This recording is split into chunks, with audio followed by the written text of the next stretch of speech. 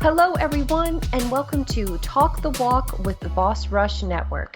I'm your host today, Celeste Roberts. Eddie B is out exploring and getting into his feelings, I guess. It's also a busy time with the holidays and his work schedule, so I hope you don't mind that I'll be leading the way this episode, but I am joined by our favorite Life is Strange player, Shane Kelley. How are you, Shane? Hello, and I'm doing well. I am excited for this episode, so I can't wait to discuss it. Yes, thank you for joining us. You've been with us on all the other Life is Strange episodes, and this is the last one until they decide to release another one. This is Life is Strange True Colors, which came out last year in 2021, or depending on when this recording is out, it could be almost 2 years ago. Yeah. But yeah, thank you so much for being on this journey with us. We've had a really good time talking about this series. This Talk the Walk podcast series is the reason I started playing Life is Strange. And you've spoken so highly about this series.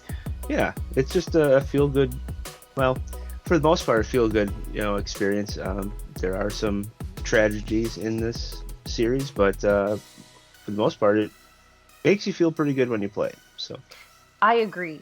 So if this is your first time listening, hello, welcome. Talk the Walk is a production of the Boss Rush Network of podcasts. We discuss walking simulators and cozy games and some not so cozy games as well. But rather than platformers, we discuss games that are very story heavy and like visual novels and things. We've covered games like Gone Home, Coffee Talk, Soma, which is definitely not a cozy game. Nope. So this is where we have like a book club type discussion. So please be aware. Yes, exactly. So please be aware that there will be spoilers if you have not played Life is Strange True Colors. I'm hoping that you come back and listen to this episode after you play it and share your thoughts with us. All right. So I like to start off the episode by relaying some trigger warnings. And Shane, if there are any I'm forgetting, please feel free to chime in. So this game does deal with death, drugs, drinking, childhood trauma, some mild violence. Anything else that you can think of?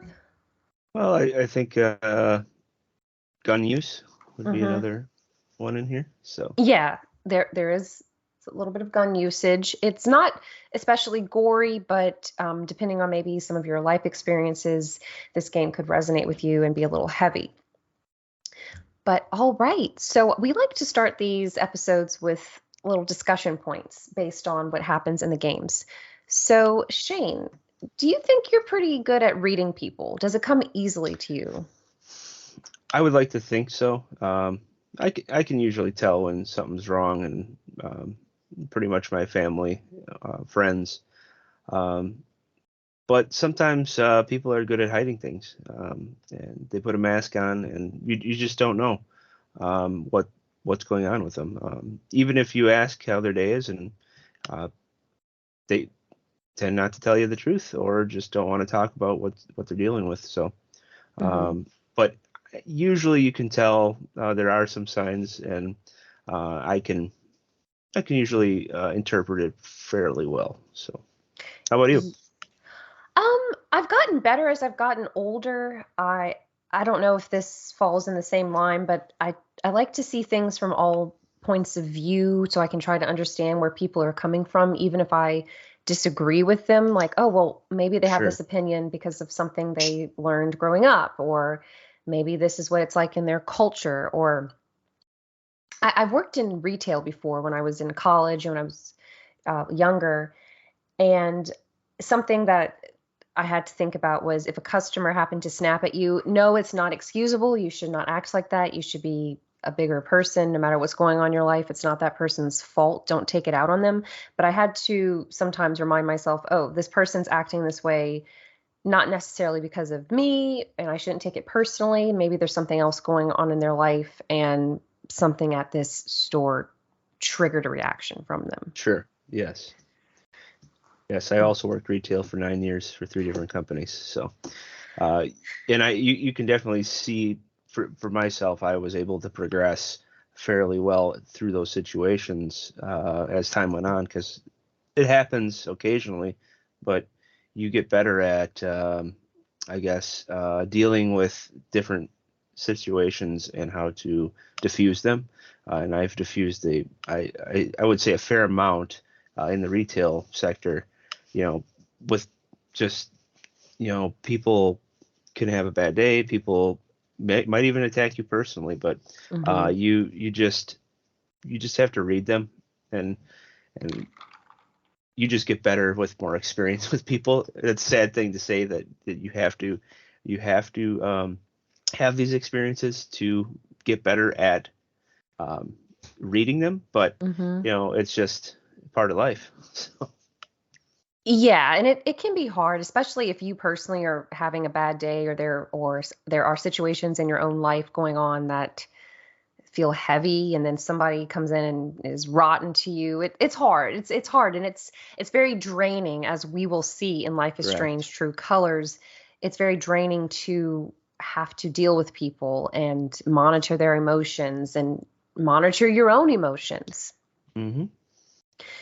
So if you have been following along, Life is Strange is made by Don't Not Entertainment, but there are some games in the series, including Before the Storm and this one, True Colors, that were developed by Deck Nine.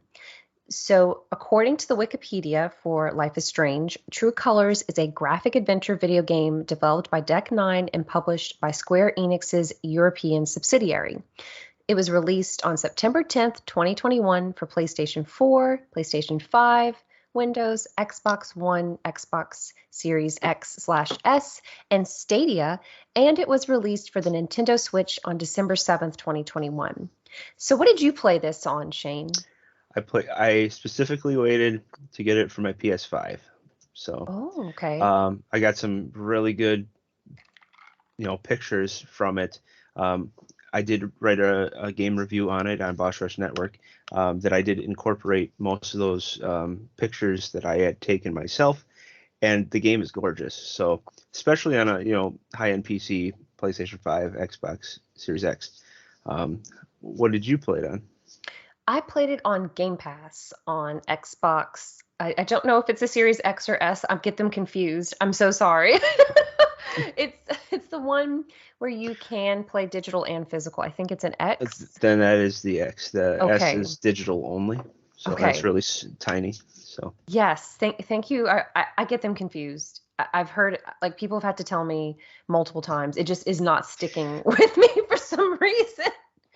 But I really enjoyed on Game Pass. Now, I guess, I don't know if unfortunate, that might be an exaggeration. There is a DLC game called Wavelengths that you can get if you pay for the deluxe edition, or you might be able to buy it separately. Um, correct. Now, with Game Pass, it did not include Wavelengths, but Shane told me that he played it. Yes. Um, it's maybe 1 or 2 hours worth of content, but it basically describes one of the characters, Steph, um, before the True Colors game. And Steph Gingrich, her name is also a character in Life is Strange Before the Storm. So you get to learn kind of the aftermath of the first game, where she ends up, and how she ends up meeting Alex, the main character of Life is Strange: True Colors. Okay. And so we did discuss Before the Storm on a previous episode. So since I didn't play Wavelengths, I don't mind if you want to give a little synopsis of what happened to Steph.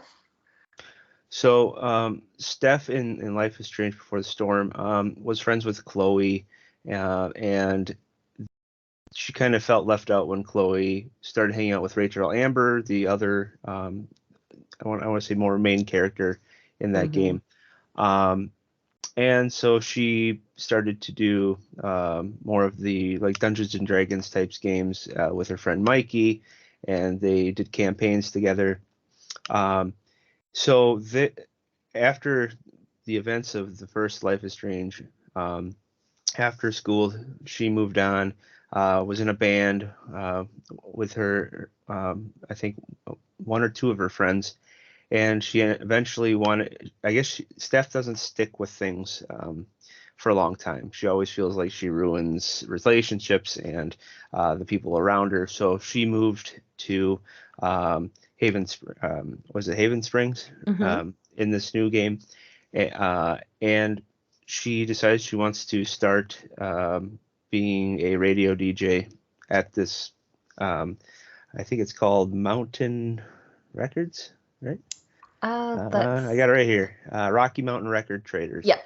So she starts a radio or applies for a job to be the radio host, and basically she gets to learn for herself, kind of fake it till you make it type situation, where she learns how she wants to um, basically run the radio station, what kind of features she wants for the radio station, how she wants to decorate the record store that she works in over the course of a year.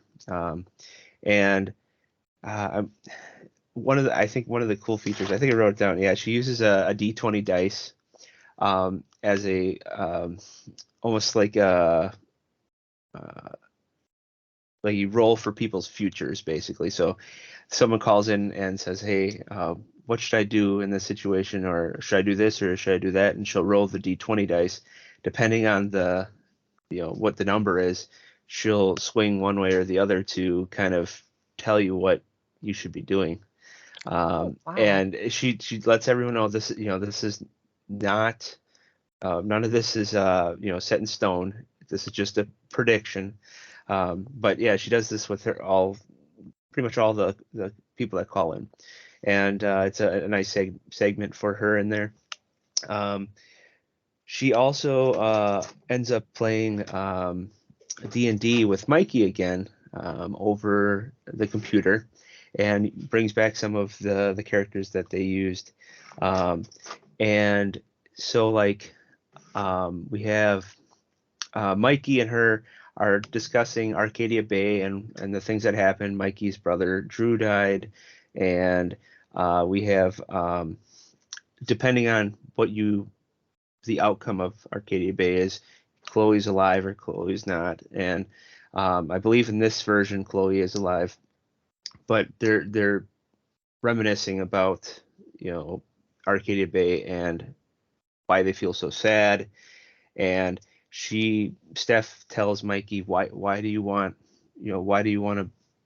to contact me? I ghosted you. This is what my whole thing is. I ghost people. I don't want them being ruined by my life. And Mikey basically tells her, well, he needs Steph in her life because he doesn't feel like his true self without her. So it kind of mends that bond, and through D&D, through Arcadia Bay, and kind of just discusses that whole situation. And then throughout the store itself, you see all sorts of Easter eggs, Firewatch like poster. You see different bands that have been in the previous ones. I'm trying to think what else they had. Um, they had in behind her in the room. She has, I believe it's a the bear from was it The Awesome Adventures of Captain Spirit, Mm-hmm. and Mm-hmm. then she has I think there's um, the D&D statues behind her. I think there's the Minotaur that they fought in the first one. But there's just like throughout the whole DLC and through the whole True Colors game, there are a ton of like really cool just Easter eggs. So It sounds really cool.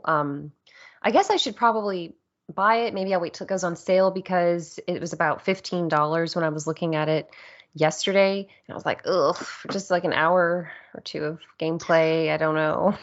I can think of a few. They have Max's guitar in there. Okay. They have butterflies. They have a Life is Strange comic book in there. They have a record called Rewind. So I don't know. There's just a ton of really cool, like just bonuses that anybody who's played the other ones would be like, this is neat because it just solidifies that they're all in the same world. So Mm-hmm. This is a great series for connecting and all the characters and the events of the game, the different games, I should say. So thank you for sharing that summary of wavelengths. yeah, And so Steph plays an important role as a side character in True Colors. And as Shane mentioned, the plot of True Colors focuses on Alex Chen. She's a young woman who can experience the emotions of others as she tries to solve the mystery behind a tragedy that happened in her life. So she's an extreme empath. And the game doesn't come right out and say that. At first, I was trying to figure out, okay, what is her power? Because in the other games, like Max can rewind time. And then we have a Daniel in Life is Strange 2. He can perform telekinesis. He can manipulate objects with his mind. So I was like, okay, what are they going to do with this one? Is she going to be invisible? What's going to happen? I'm really curious. So this game takes place in the fictional setting of Haven Springs, Colorado, which is actually based off the real Idaho Springs, Colorado. And Haven Springs is described as a small mining town filled with beauty and mystery. And as Shane said, he does have a review on bossrush.net with this of Life is Strange True Colors of this game. correct. And some of the locations include the Rocky Mountain Record Traders, the Silver Dragon, which is a dispensary. They have Lathe Flowers, a flower shop. They have the Black Lantern, which is a pub and a restaurant. And above it is where Alex and her brother Gabe lived. And Typhon Mining Company is a big corporation that has a main office in Denver. So Yep. it's a small location, and I'm looking at Shane's article right now. I love this picture of Alex on the bridge overlooking the mountains and this lake. It's beautiful. This Yes. game to me is the prettiest one in the series. So I was gonna say, like right off the bat, I want to say you start talking to your doctor at the beginning, Mm-hmm. and it's kind of giving you an evaluation of Alex, because Alex Mm-hmm. is in the foster care system, or yeah, is it foster care, right? Yes. Um, so she has to be evaluated, and she's going to go visit her brother who lives in Haven Springs. So um, they kind of determine, is she ready for this? And when you take the trip, you end up taking a bus, and the bus drops you off at Haven Springs. And I don't know if you noticed, but the bus is the same company that took Daniel and Sean on their ride Oh, when that's they a neat dropped it off. Easter I egg. think I think it's the it's either Very Bus America or Every Bus America. I can't Mm. remember. So, but I thought it was cool because um, Life is Strange is known for their music and for like trying to be tranquil at certain points in the Mm-hmm. game. And I find that you get off the bus, you had this long trip, not to the player, but to Alex herself, had this trip, and she gets off the bus, and she gets to this bridge, and she gets to just enjoy the scenery, the music. It's almost like, and I wrote this in my article, it's like you're an outsider, and now you're being initiated into this small town culture, and um, just you feel more peaceful. Mm-hmm. Again, this almost is like before the storm. Yes. So Yes. you're peaceful. You're now something. What's going to happen? What's going to mess with that peacefulness? What's going to stir the pot? So Exactly. And so they don't come out and say Alex's age. I would guess between 18 and 21. She's pretty young. I think she's in her 20s, Okay. if I remember right.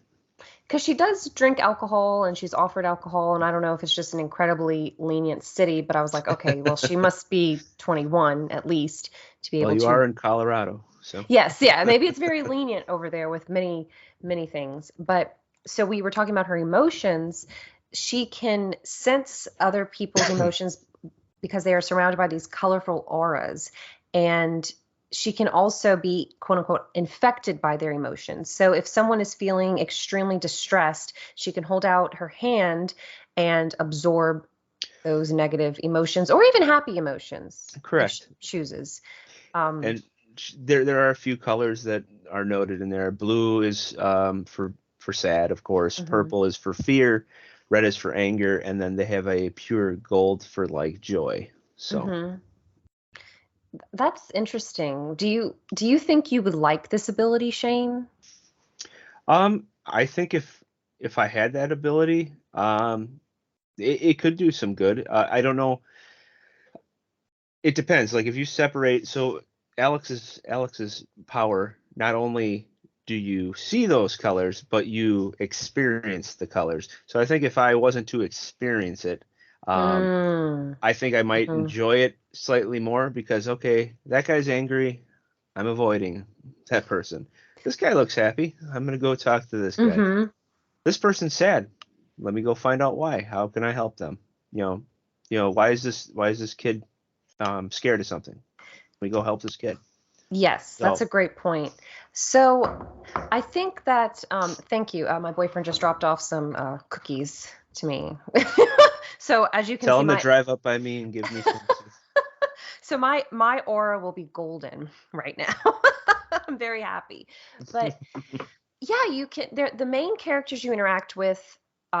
This ability is especially important, but there are some characters, side characters like I don't want to just call them NPCs because everyone else is an NPC, but these not as important characters. You can read some of them. Like one guy, his car is messed up or something, and he Yep. has red surrounding him. And Alex, I don't think she even interacts with him. She just reads his mind and his emotions. Hmm. But I love that. I love it's a little bit like voyeurism, but not quite as bad. Sure. I mean, someone maybe a lesser person would be using this for some pretty horrible things, but there are some good things Alex can do. Like she can get a couple who is uncertain if the other one likes them or not. She can get them to pair up and say that they're a cute couple and give them and help them have some more confidence in their decisions and in their Yep. feelings. But Push yeah, them along. Yep. exactly, exactly. So it's like Shane said, you can use this for good. Or no, I don't think there's ever an opportunity for Alex to be evil in this game, really. No, I don't think so. There are some more negative storylines you could take, but I don't think it's imperative or like for evil or of any kind. I want to say so. Yeah, that's a yeah, it's I don't think in any of the Life is Strange games you become like this supervillain. But so we are going to go to Haven Springs and get started with the story. Thank you for talking with us about Dr. Lynn Shane and how she's trying to prepare Alex for her new life outside of the foster care system. So Alex heads to Haven Springs and she's on this bridge and again this town is absolutely gorgeous. It's springtime, there are mountains, there's a lake, the houses are adorable. So Hmm. her older brother Gabe, whom she's been separated from due to the foster care system, he is waiting for her on the bridge. And this is small, but you can decide how you want your relationship to be with different characters in the game. You can make it casual, you can make it very friendly. So you have the option to hug your brother or to shake his hand. I hugged him. What did you do, Shane? I also hugged him. Yeah. I was like, oh, it seems like the appropriate thing to do. And Sure. he's really excited to see her and he's just babbling like a kid telling his mom about his first day of school. It's absolutely adorable. I've always wanted an older brother. I'm the oldest in my family, so it's impossible. So Same. so you know.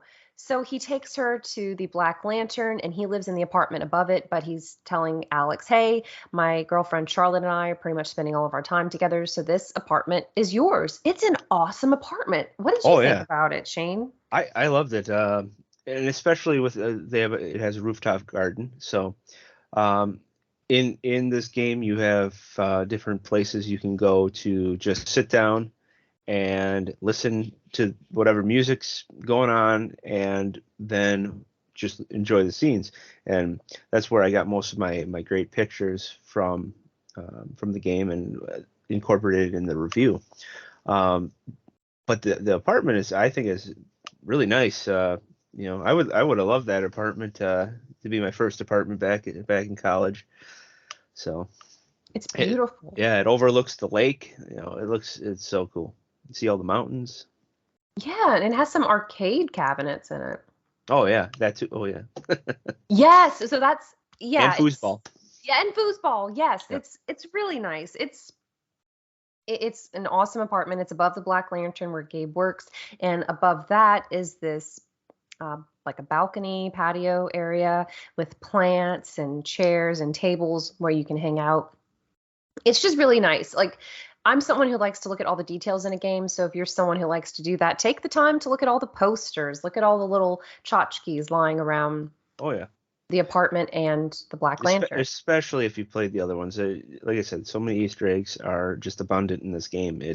It's really cool to connect them all and try. Even if you think you saw it, you probably have. Then maybe you can go and try to pinpoint which game that came from or what it meant in that game.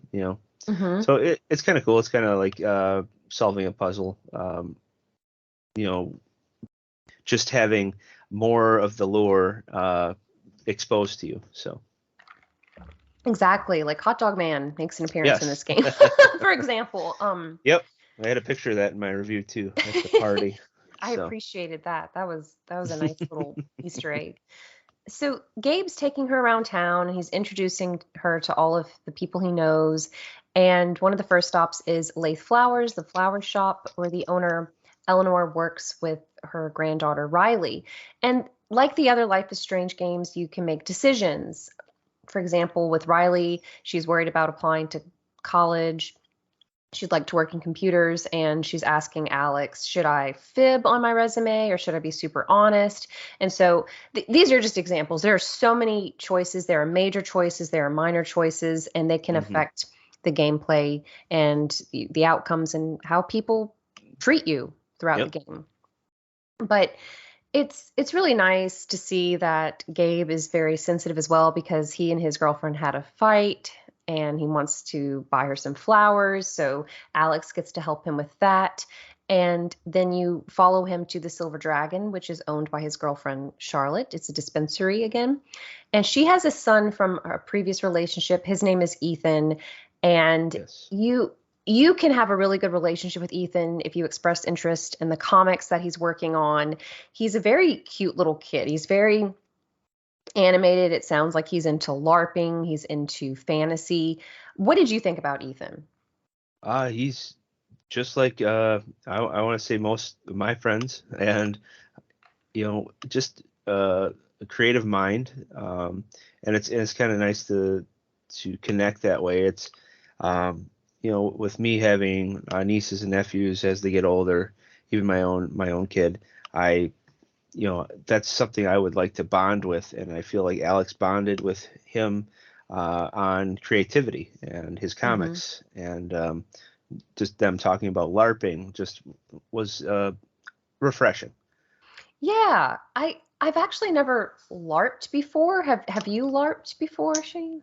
Nope, I don't think I ever will, but it just was interesting to see, and I like again with the Life is Strange series, they bring so many different entertainment and different artistic mediums to these games.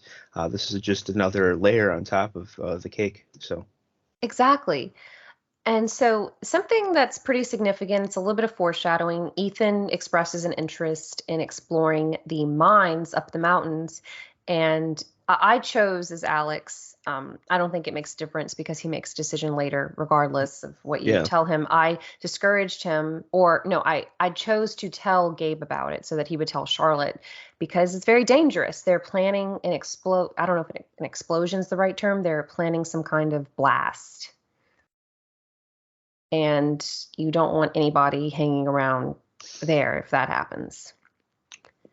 Now, we don't really have mines where I live. Do you have mines, Shane? not really. No, Mm. here in Wisconsin, just lots of cranberry bogs and orchards and Lake Michigan and forests. So Mines are fascinating to me. I don't know if I'd ever go into one. I've just heard of too many horror stories, and I am thankful there are people who want to work in them and help power the country. But oof, it sounds really scary. Yeah. So, so you can continue exploring Haven Springs, and as Shane mentioned, you can go to Rocky Mountain Record Traders. You meet Steph, and then you can also meet Ryan Lucan, I believe is Yeah. how you pronounce his last Correct. name. hmm He's a park ranger, and he also works part time at the store. And what's interesting is that later on, you can decide if you want to pursue a relationship with either Steph or Ryan. And Hmm. Ryan's father, Jed, is actually the owner of the Black Lantern, the pub where Gabe works, and the owner of the apartment where Alex lives. So, Hmm. about these games, which I'm assuming if you're listening to this, you've played it, I love the connections with all the people. Yes. Everybody's intertwined, and they all know one another's past. They all know one another's history. It's like a big family, especially in this small town. So I like the record store. I don't collect old records. I mean, I enjoy music. Are you a big vinyl collector, Shane? I'm not. I do own Pac-Man Fever on record. So You do? yes, I got it for 99 cents at some like indoor shed. I don't even know Like what to garage describe it. A sale garage thing up thing? way up north. Yeah. So I got that, and then I think my wife got some lithographs of Disney pictures like Pocahontas and Aristocats. It was good finds. So I only own two records, that one, and I have one I won on Twitter, which is a game, no straight roads, and it came with drumsticks and a record. Oh, that's So cool. yeah, Yeah, but if you're someone who collects records, you're gonna like this record store. It's really oh cool. yeah, absolutely. There's just again a lot of Easter eggs in that store that you just have to go and look through the posters, the records, the guitars, everything. The side room has some pretty cool stuff. So just search around and you'll find some pretty interesting. I want to say just Easter eggs. So Yeah. So there are some little things you can do. You can help Steph around the store. You can talk to Ryan, and you can kind of tell him what your relationship with your brother is like. And and I was going to say the reason why Alex is there is she's trying to get a present for her brother Gabe. mhm. So she she sees that something's on hold for him, and that's what she ends up buying him. So I can't remember what it was. It was some kind of record. Yes. I don't remember the name of it, but yeah, you can snoop around the store and see what's on hold for him. So this game is a lot about paying attention and reading and trying to remember different things. But if you're And Ed, you wouldn't do that. You wouldn't violate other people in the game. If you poor Ed. remember from our first Life is Strange, He's not even here to defend himself. it's all good. Ed came to visit me last week, so that was pretty Oh, fun. that So is awesome. Yeah, I did see the pictures. I'm glad you'll have that yeah. opportunity. Um, so they have actually, speaking of LARP, Stephanie is hosting an upcoming LARP with a bunch of people in the town. A bunch of people are going Hmm. to be involved. It's very thorough. It's I'm very Yeah. impressed with it. That comes later in the game, but yeah, I just love this town. I love the Yeah. dynamic. I love everything happening. So I think like if you're done talking about that, we could talk about the Black Lantern because I think the Black Lantern is a pretty cool place. It Uh, is. It is. Yeah. so so Jed Lucan owns this place, and he gave Gabe, a job there when he started, and seems like almost a father figure to him. Um, and the place is really cool. It just tons of people are in there, good food, good music. They have a jukebox in there, and you can pick a lot of different music, you know, in that jukebox, and each one's a different style, but they're all again really highly elevated, elevator music type jams. So it's And then you also, Steph's there, and Steph plays a game with you where you have to guess, when she's talking about a certain band or artist, you have to guess which one she's referring to, which is actually pretty fun as well. So I did not pass that one, but it was fun. I worked hard on it. yeah, Trying to guess the musician and the song. I got it. It was hard. I kept just going through every single one trying to get the clues, and I finally got them, but it took me a while. It's challenging. And so there, in addition to the LARP, there's an upcoming spring festival. And Jed is telling Ryan and Gabe and Alex about it. And Gabe's again telling Alex that she can stay in the apartment. And then Riley, the granddaughter of the owner of the flower shop, her boyfriend Mac shows up. So Gabe and Riley are good friends, and Gabe's been encouraging Riley to apply to university. He's been helping her with her resume and her essays. And Mac is a very jealous person, and he thinks that Gabe is trying to get with Riley, even though Gabe has his girlfriend Charlotte. Mac's just very insecure. He's very hot-headed. So he starts beating up Gabe in the apartment. And of course, Alex senses the red aura. She senses Mac's anger, and she feeds off of it. And so then she retaliates and she beats up Mac. And when Gabe tries to restrain her, she accidentally hits Gabe. And Mac is just blown away. He can't believe what just happened. He thinks that Alex is some kind of freak, and he leaves. I mean, honestly, dude, you just broke into this person, not broke in, but like you just went to this person's apartment and started beating up her brother. Like, Yeah. What did you think about Mac? Well, of course I didn't really care for him. Just comes in, throwing punches right away. Just, not my type of personality. So, and then what's also interesting is Alex does, feed off of that, and you get hints later on that in the foster care system, this has affected her before, where someone would get mad and she would fight back, and you could tell she was hesitant to be involved in it because she knows that this type of persona just will encompass her and she'll act rationally. Mm-hmm. I would have intervened. Somebody's beating up my brother. Yeah. Absolutely. So I get it. But yeah, at the same time, you can even read like some reports from Dr. Lynn and from some parents who had fostered Alex. You can read these notes in her drawer in her apartment, and a lot of them struggled. They thought there was something wrong with her. They thought that she had some kind of mental illness and they couldn't handle it. So I don't know if maybe as she's gotten older, she can control it better. I'm not really sure. But another fun thing you can do, you can play the arcade cabinet after this incident if you need a little moment to cool off. That little mining game. I was not very good at it, but it was cute. I got, I don't know, at a level 7 or something. And then Shane. Yeah, it was fun. I like when they add in just little bonus games that you can just pass the time if you want. Oh yeah. So it was kind of nice. It is neat, and of course, it's hailing back to the mining town, the type of game. So you can go downstairs, and you find out that Jed needs some help serving some people. I really like the character Ducky that you can serve, Reginald McAllister III. Yeah, yep.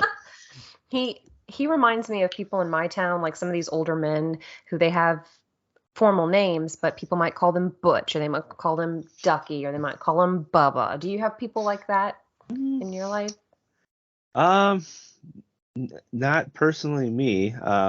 We do. My father-in-law, they called Poofy, so Poofy. that's what my daughter called him. So yeah, it's something like along those lines. So yeah, like a term of endearment, and it makes these people feel even more realistic, that they have these personalities and these lives.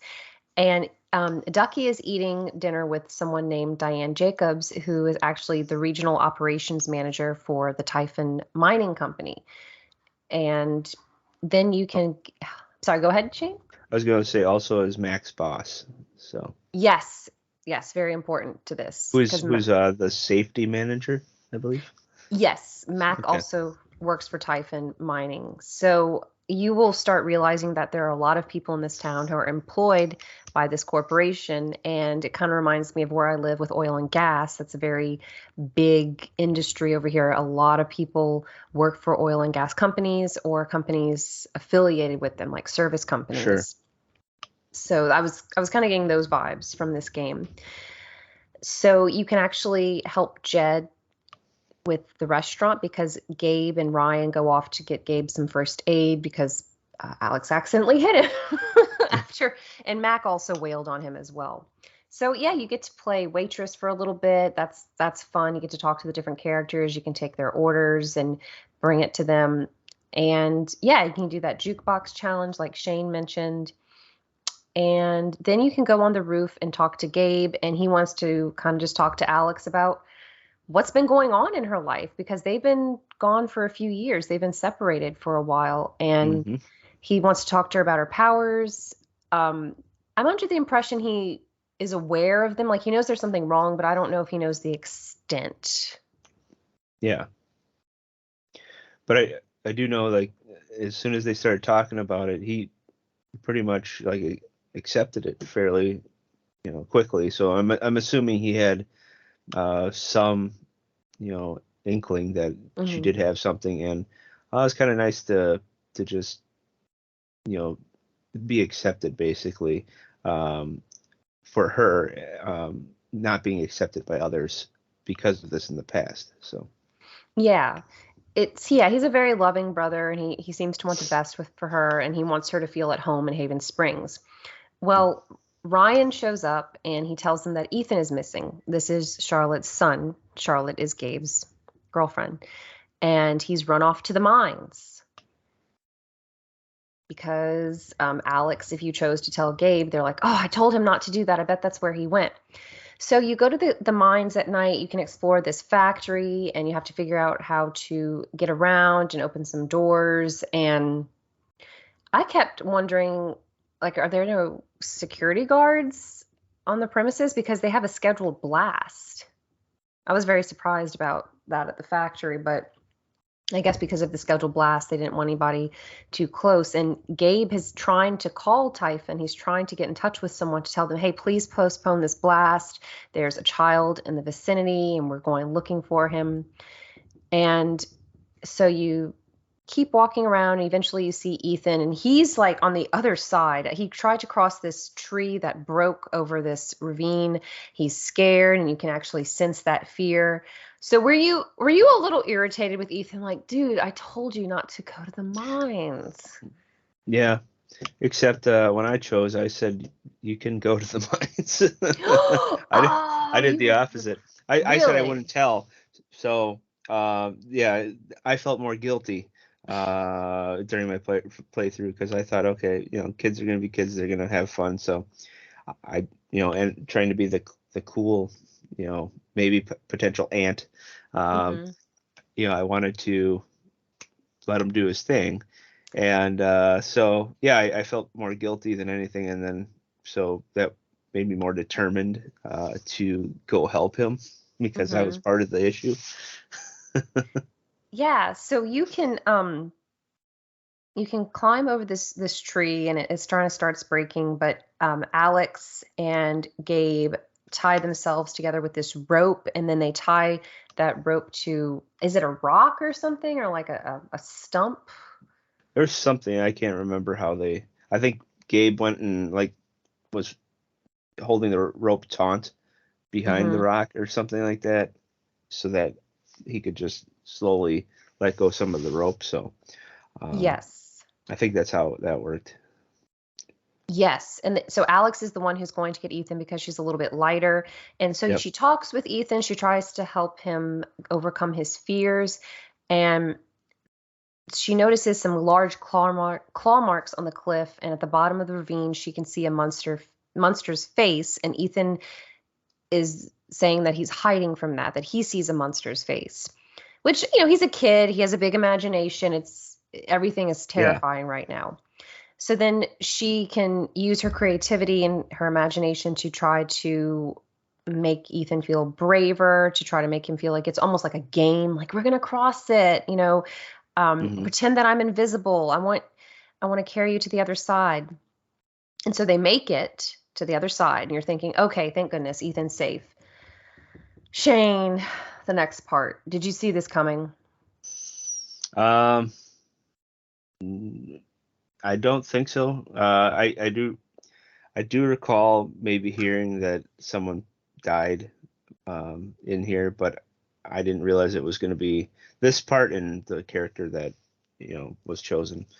But yeah, I knew something was going to happen just with how they called the company, and there's just a scheduled blast, and it seemed kind of foreboding. Mm-hmm.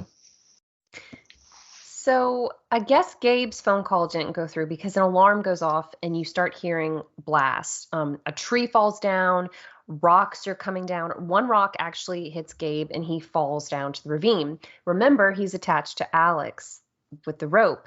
So she starts falling towards him, and Ryan hurries up and grabs her. And unfortunately, they're not going to be able to pull Gabe up. There are more rocks coming because of the blast. So Ryan makes the decision to cut the rope to let Gabe loose. So at least one of them will survive instead of both of them dying. And I thought, Yeah. I was a little optimistic. I thought, okay, well, maybe Gabe will fall into the water and then he'll move. I mean, no. Just countless rocks start falling over, and Gabe you don't see him, but the implication is that he's crushed to death. I was devastated because I'm thinking Alex has been in foster care, so obviously something happened with her parents. She's been separated from her brother. She's been with him for only a day or two, and now this. What about you, Shane? What did you think? And here's the before the storm. Now the storm hits. So you got, I don't know. You only had a little time with your brother. You haven't seen him in years, and so I think the story just amps up from here because you just had that short window of peace, and now your peace is shot because your brother is now dead. So it was it definitely makes for a good story because of this. It's sad, but you need stuff like this in a story like Life is Strange to kind of elevate the rest of the elements in the story. So Yes. Yeah, it was sad. I was very upset. I did not see that happening because I thought, oh, he called. It's canceled. They're not going to do it. So, yeah. So the next chapter, and by the way, I don't know if we said this, but usually the Life is Strange games, they've been released, their chapters have been released individually or like episodes. Yep. So Shane brought this up in our notes, a very good point. Do you like or dislike the fact that this was not released in episodes? I love it as a complete game, so I can, if I want to marathon it, I want to play it all at once, I can. What about you, Shane? I guess it didn't bother me either way. On all of the games, the first game I was late to the game, so it was already there. Mm-hmm. Life is Strange Before the Storm and Life is Strange 2, I waited till all of the episodes are out and then bought the game. Mm-hmm. But I can see why, like, certain people, especially if you like comic books, or even like series of books, how you would be kind of disappointed because you get a little slice of it, and then you're excited and amped up for the next one. So you've got that anticipation. It's almost like waiting for a game to come out that you really enjoy. Zelda Breath of the Wild, is one of that. Tears of the Kingdom coming up. So you're getting excited to see what happens next. So I can see why some people would choose to be upset that it wasn't release like this, but I'm happy either way, and I really enjoyed it and being able to play it all in one. I So agree. And Ed, even though he's not here, he did add to the notes with some of his opinions. He said that he loves that it was a complete game and that everything transitioned smoothly. This design works so well. And I agree. yeah. So you start the next chapter, which is called Lanterns. And there's a memorial going on for Gabe at the Black Lantern. The people from Haven Springs are gathered. You can actually go upstairs and put a picture of you and Gabe at the table if you like. Mm-hmm. And a little drama starts happening. Ryan blames himself for Gabe's death because he cut the rope. But I mean, it was either just Gabe dies and potentially lives, which unfortunately he doesn't, or both Gabe and Alex die, which I can't blame him in that decision. You see a way to save at least one person, you're going to make that decision most likely. Sure. And Mac is the safety manager for Typhon Mining, and he claims that he never received a phone call from Gabe. So he and Ryan start arguing. Ryan's like, I don't believe you. I think you're lying. And red auras start appearing. Alex gets overwhelmed because, again, she's an empath, and she runs upstairs, and Steph follows her. And then Jed eventually ends the argument, and everybody has to leave the Black Lantern. So I think this is one of your favorite parts, Shane. What do you like about Steph and Alex's interaction in the apartment? I feel like you start to get to know her better in this scene, and I think this is the scene where don't they play foosball, or she tries to convince her to play foosball. Well, foosball was Steph and Gabe's thing. They like to keep a track of the games they play, and so Alex kind of realizes this is a good way to have Steph open up. So she plays foosball with Steph, and they kind of open up to each other about Gabe and other things going on. So I enjoyed it, and also with the wavelengths thing, foosball is also in that DLC as well. And I think if I recall right, if you win a certain amount, you will get a trophy on the PlayStation or achievement. So it's just foosball is really fun to begin with, and so I love that they incorporate all sorts of games in there. So yeah, it's a great game. It's so interactive, and it's realistic. Yeah. I don't know if reading minds is the correct term, because it's not like Alex can read everybody's every thought, Yeah. But whenever someone's feeling a strong emotion, like she can read Steph's mind, and that's how she realizes that maybe foosball would be a comfort for her. Mm-hmm. And so after this, you can go downstairs and talk with Jed, and Alex remembers that Mac lied to her, and she wants to talk with him. She wants to confront him.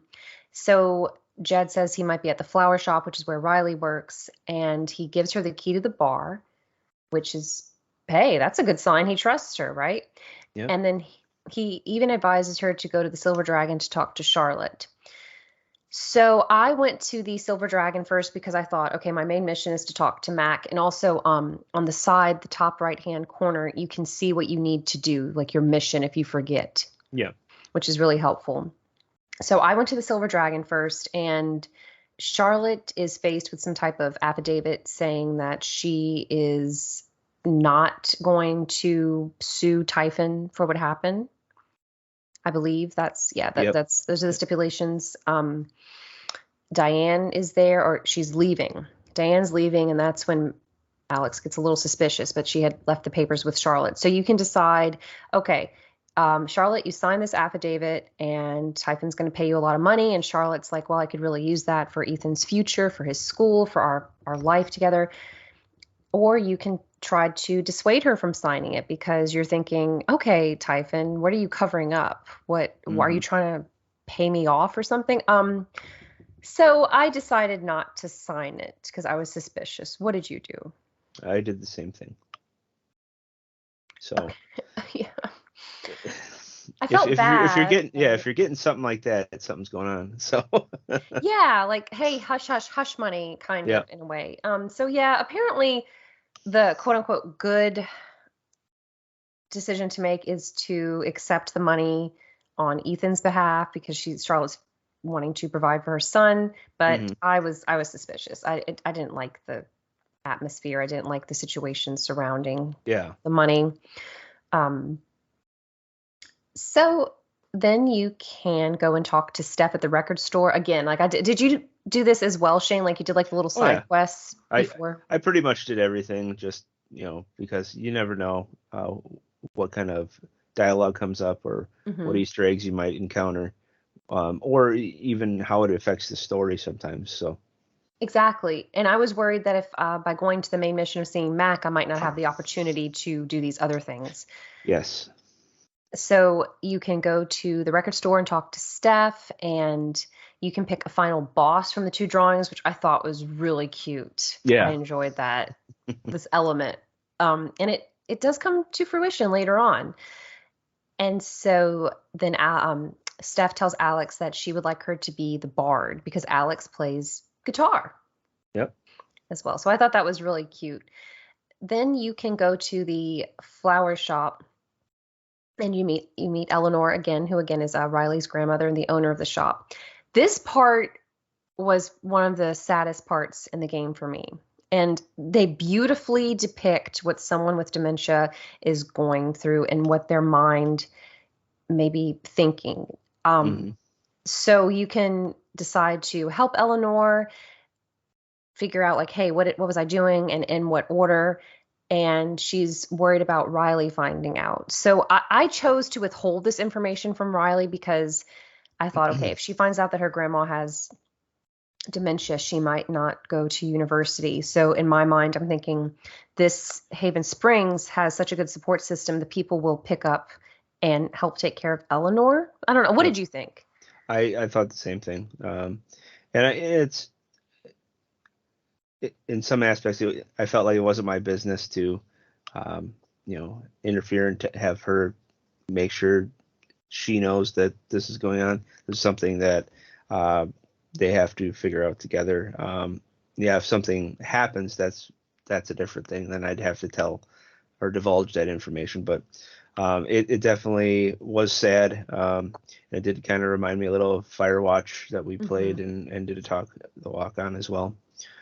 So uh, yeah, I thought the same thing. If I tell her that her grandma has this, that she wouldn't go and get that education she wants. So Yeah, that was a hard decision to make. But I may have skipped this, but in the Black Lantern, before you leave it, you can decide to tell Riley what happened with Mac and oh Gabe. yes, This yes, is a big deal. yep, So she's already pretty upset with Mac just because I guess he's scared of losing her. He doesn't really want her to go to university. I think he's kind of intimidated by her. He's very insecure again.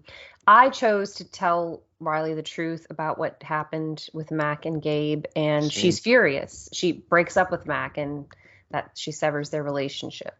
yep, same. I'm curious if anyone listening did not do that. Yeah, I actually would like to see what the story was if they stayed together. So hmm And so you can then, again, you're looking for Mac, and you can find him on the bridge, and you can confront him. And he has a purple aura, which means that he's scared. So you have to dig a little bit deeper into his fear. You're like, what's going on? What is he scared of? Obviously, he received the phone call and didn't carry out what he was supposed to do as the safety manager. So hmm. you can go around town, you can talk to Riley, and Mac had apparently a plan to leave town with Riley.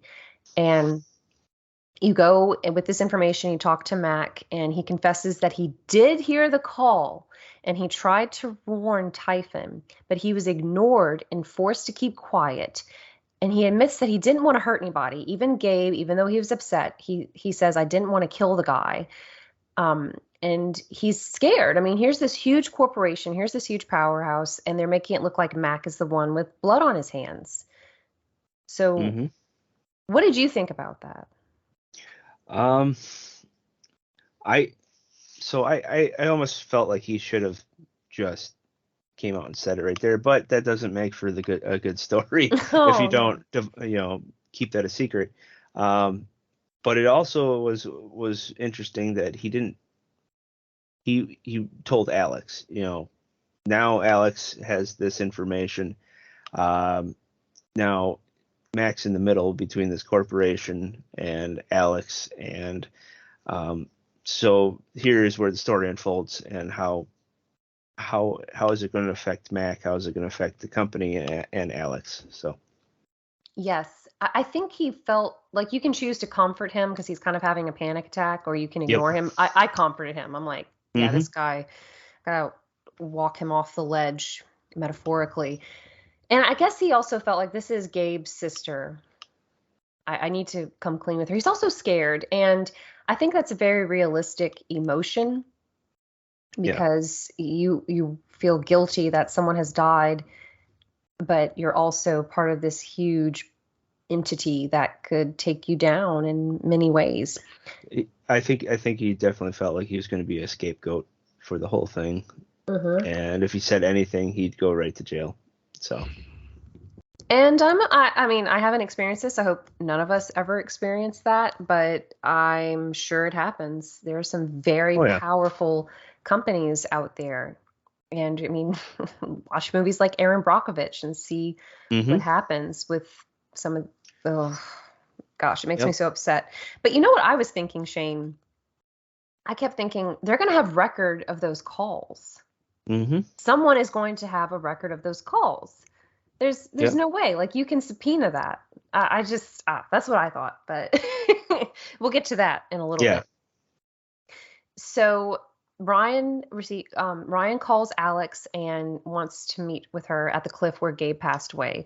And this is probably one of the best examples of the different auras and the different emotions and how you can handle people. So Ryan feels upset. He and Gabe were extremely close, and you can actually learn about some of their memories of hitting like a goose or something. Yep.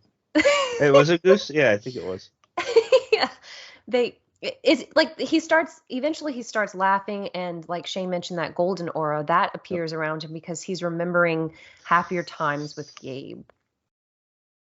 And yeah, I really enjoyed that because it gives more personality to this person who has passed away, to your brother, and also to his friends, and just the the legacy he left behind in this small town. Um, Now, I just remember this too that maybe we should go back and talk about. Okay. So there's also an officer named Pike. Yes, Um, yes, thank you. so also at the Black Lantern, after the incident with Mac, um, Pike comes in and goes up to Alex and pretty much says, "I'm gonna have to take you in for questioning." For or something like that along the lines of you did something wrong. And he kept a straight face, and she was all like, she thought he was joking, and then thought he wasn't joking, and then you know he says, "Oh, I'm just kidding. You should have seen your face." And so that sets up later on a different scenario with Pike.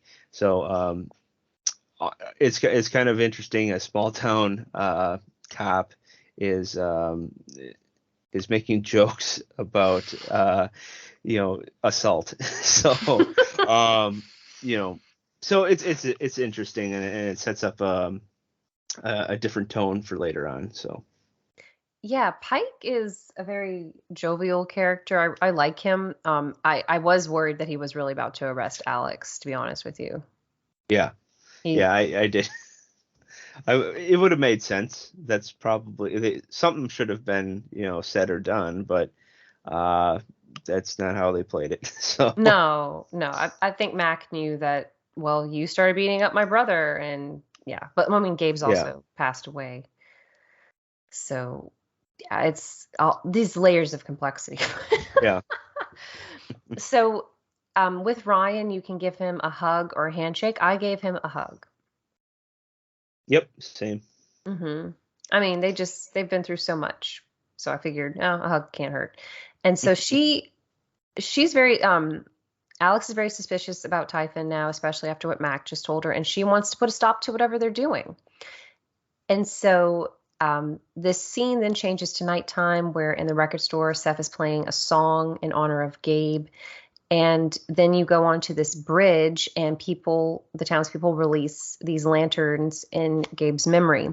Everyone is emitting yellow auras because they're happy, they're thinking of better times with Gabe, except one person who has a purple or fearful aura, Diane. And were you a little, I don't know, suspicious when you saw that? I was. I was very suspicious. So yeah, it sets up the tone for the rest of the game. How it was cool. Everybody was, had their same aura except her, and it stood out. And it's a clue for, if this would have been episodic, this would have been a clue here for the next chapter. So. I thought that was very clever. Again, like, this is using Alex's powers to drive the story and to enrich it, which I really, really enjoyed. Yeah. And so the next chapter is Monster or Mortal. It's chapter 3 of 5. The best chapter. Yes, it's so good. That's my favorite. So Alex is telling Ryan and Steph of her powers, and she even uses it to prove it to them. And she tells them about what's going on with Typhon, and they're like, well, how can we stop them? We have to avenge Gabe's death. And they're thinking, oh, what could we use from Diane? Because she works for Typhon, and she seemed fearful. So they developed this plot to get a USB drive from Diane that should have some kind of information on it, which it's a little bit of a long shot because you don't know if that exact USB drive is going to have what you need on it. But, suspension of disbelief with these plot points. And you can have either Ryan or Steph distract Diane by trying to, like, hit on her. Yeah. While Alex can peek into her bag and take the USB drive. I had Steph do it. I did the same. You did? So, yeah. I did it because, you'll find out later on. I felt, I don't know. She seemed the most eager. Yeah, and I think her personality, I thought would be a more fun way to do it. So.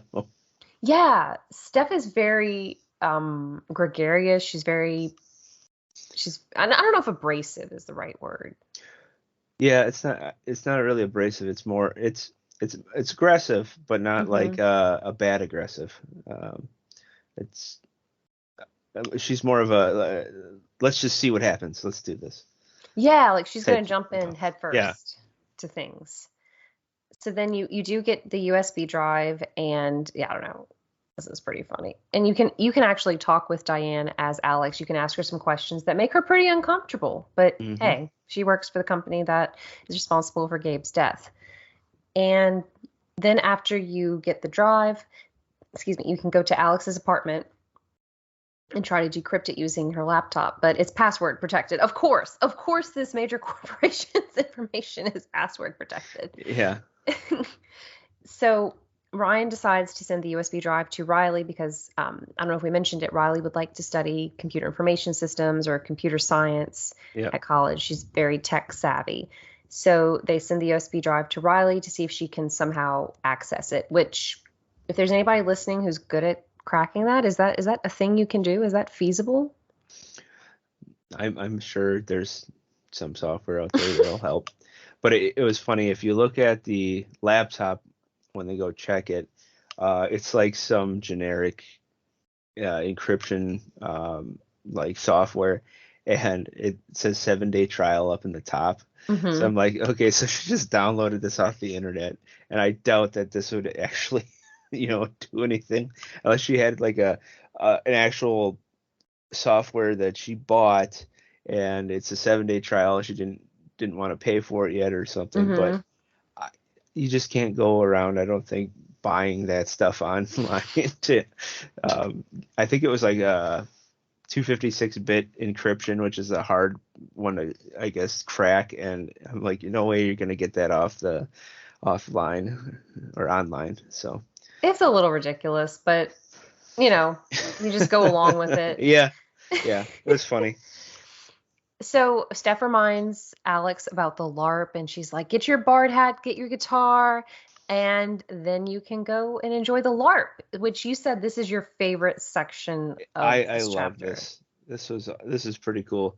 And Stephanie sets up the LARP with pretty much the whole town Hmm. is involved, and it was awesome. You go get your mission from I think Jeb is the king, and you get a mission from him, and you have to go and find I think it was like three different items, jewels I think they were, Hmm.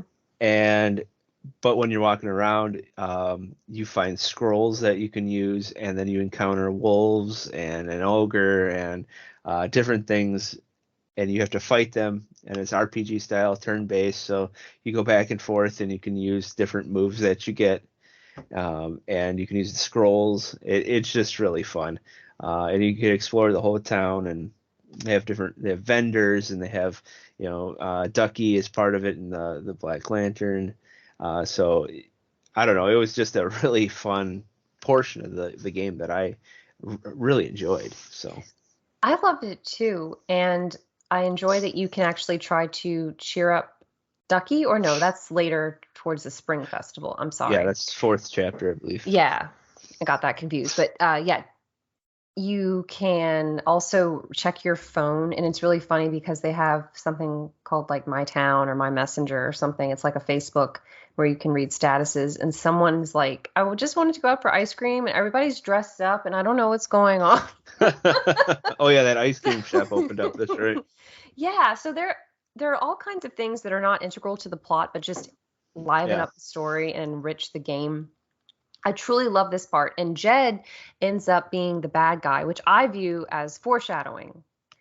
Hmm. Hint, hint. Of course, if you're listening to this, you probably know what's coming up. So I thought that was very clever how you get to fight Jed, and Alex enters that Nova where it looks like an actual video game and the actual magic Yeah. is being used.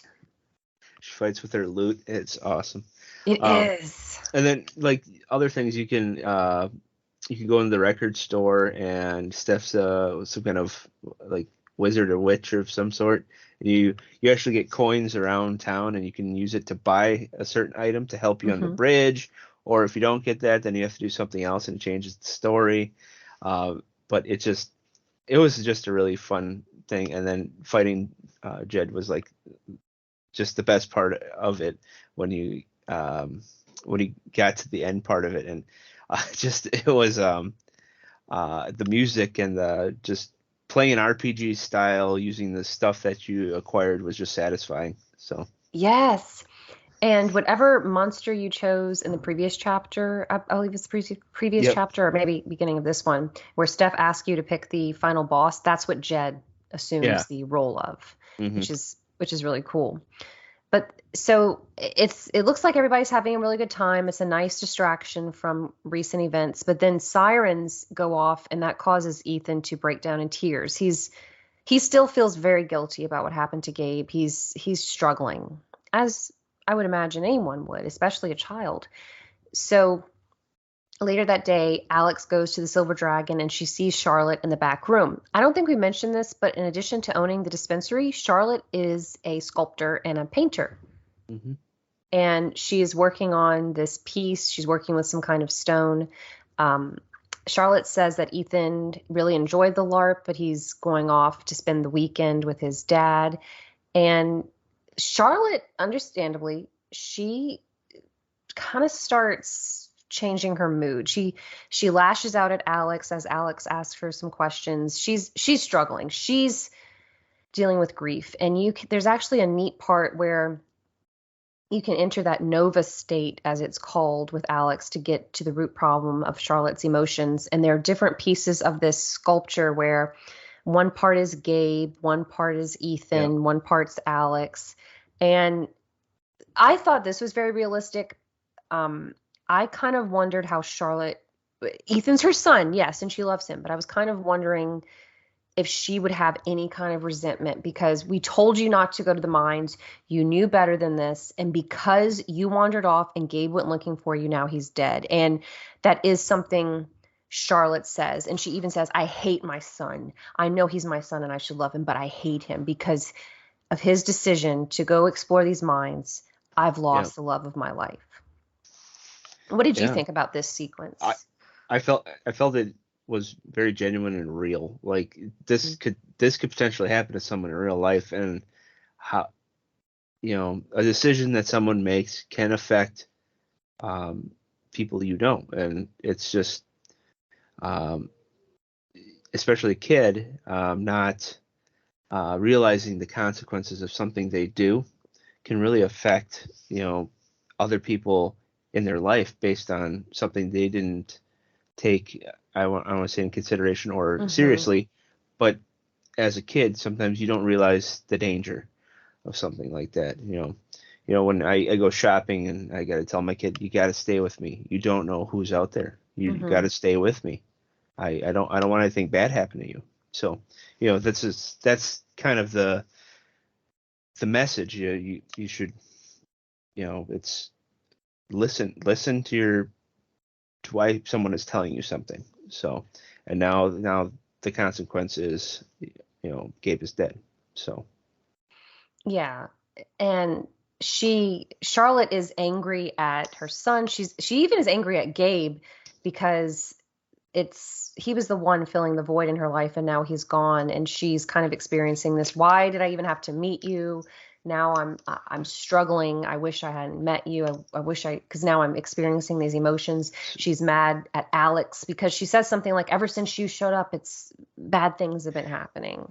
And I think, I don't know if it was the same dialogue with you or not, since I told him it'd be fine to go to the mine.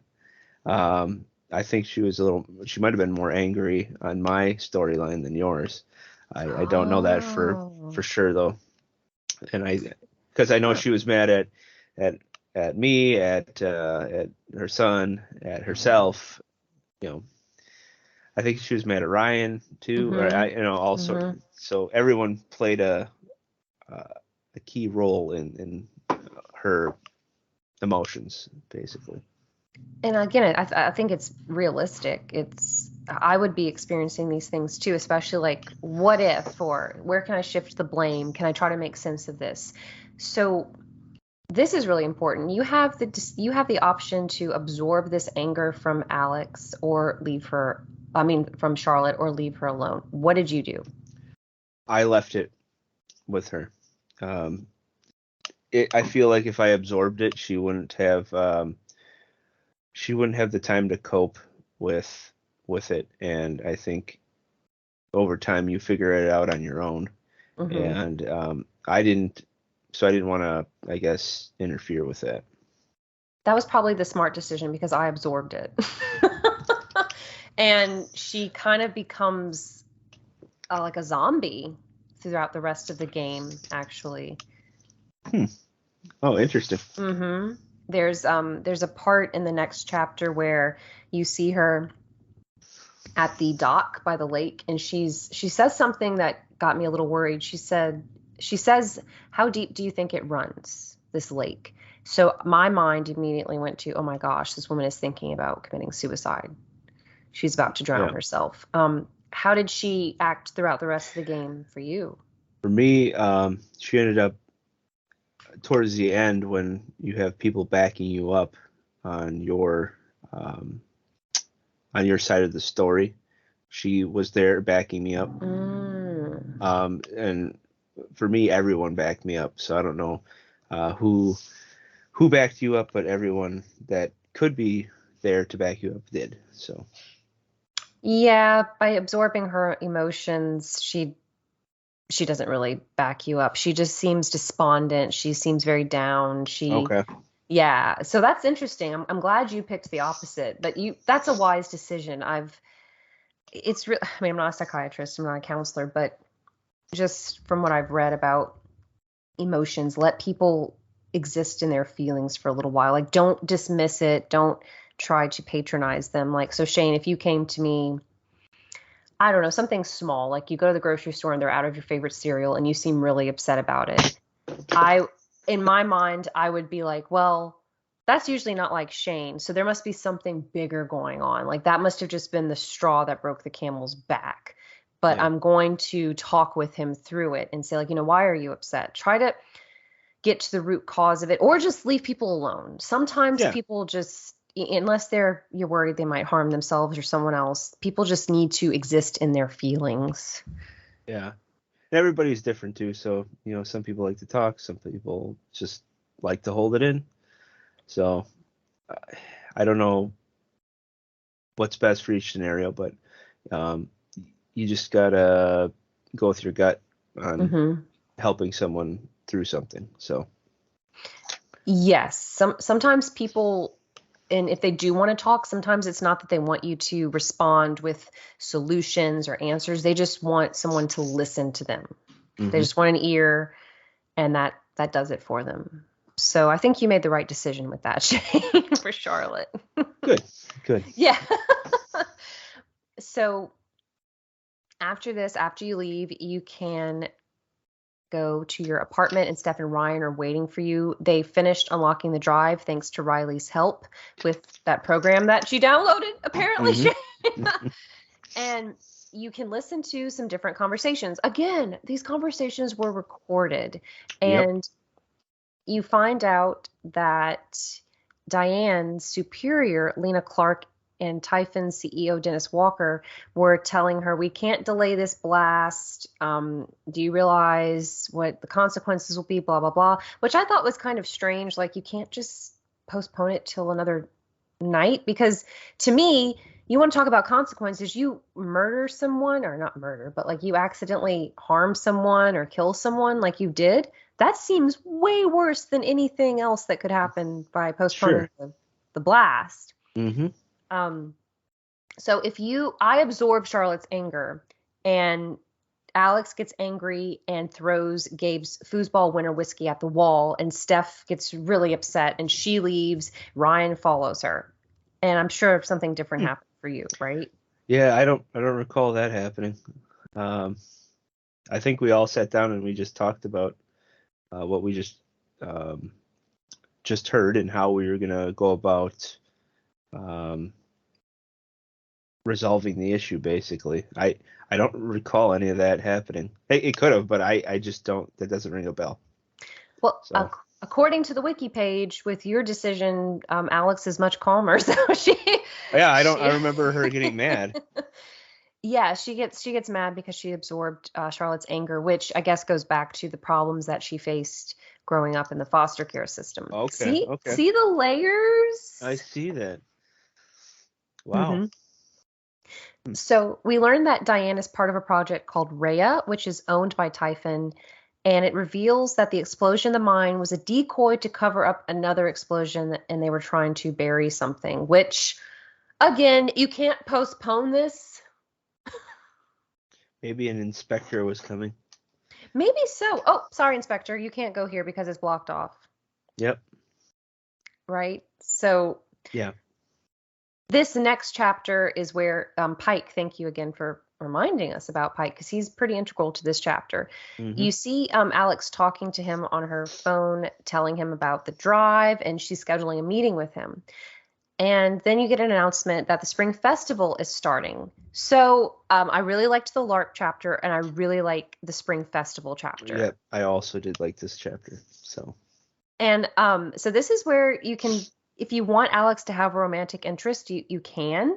You can look for a rose, and if you present a rose to someone, that means they're kind of like your sweetheart, or you're at least showing interest in them for the spring festival. You're doing it in hopes that they maybe will go out with you. So you have three choices to make. And what choice did you make, Shane? I gave my flower to Steph. Me So too. Me too. I gave it. She I and just like her Ryan. as a character. Yeah. So yeah, I Ryan didn't. His story just didn't. vibe with me. So I wanted somebody a little more upbeat, interesting. So That's why I thought that I thought Steph and Alex had the most chemistry. Ryan is attractive, and if I were Alex, maybe I would have wanted to date him. But I guess it's also like you're my brother's best friend. This is, I don't know, a little yeah. strange. Ed, in his notes to us, yeah, we're reading for Ed. He did not give a rose to anyone because he couldn't find the rose. Which it's like, Ed, it's right there. They're right there in these But huge that barrels. fits his thing. He doesn't go and explore. He likes to go, point A to point B, without looking at everything. So it makes sense to me why he didn't find it. So But he said if he had found it, he would have given it to Ryan. okay, Mm-hmm. all right. But yeah, there are some cool little not Easter eggs, but like little moments. But if you do take the time to explore, you can listen to some different people. You can Hmm. read their auras. You can help somebody win a jelly bean counting game, which I thought was That really was pretty clever. cool. I like that part. Are you good at those kinds of games? Guess how many whatever is in the jar? This past St. Patrick's Day, my work had a little like black cauldron filled with the chocolate nuggets and chocolate coins, Ooh. and you had to write down how many were in there, and I wrote down like 378. I get an email, and they're like, "You got the right answer, the exact amount No, you in there." didn't. I Shane, you did did. not. I did. I got the exact amount. And so I get this giant cauldron of chocolate candy that I had to like divvy out to coworkers and my family because, well, I'm diabetic, so I'm not gonna eat all of them. It's a But lot of sugar. yeah. So it was it was fun. I never win anything practical like money or just fake money that's chocolate. So Man, a cauldron full of yeah, got money. the exact number and I remember the HR lady came over and she hands it to me and she goes, "What was the number again?" And I said the number, I guess. She's like, "Yep, that's the exact amount." There you go. So Insane. yeah, Can you imagine being the person like having to go dropping in one, two, three, yeah. four? It was the HR's daughter that counted them the night before, and that's how she Oh, knew how many were in there. So well, Shane, yeah, perfect. I'm gonna get you to buy me some lottery tickets All right. when Well, I I did see. I did buy lottery tickets that day and I got nothing. So Oh, it only comes in like at the most inconvenient times that are both interesting but not anything valuable towards anything that I'm doing. So at that time. So, imagine if it had been 378 $100 bills. oh, that would be awesome. So my grandpa on my dad's side at Christmas, he would fill up one of those huge like pickle jars or whatever. Like a mason jar? Yeah, with the huge ones. Um, Yeah. and he would put his change in there all year. And I think I won 3 or 4 times. I did split with some of my cousins, but I was on once, and like 2 or 3 other times I was within a couple dollars, and so we split the money in there. So I won that a couple times. Um, and then what was the other thing? Uh, there was. I'm trying to think what it was.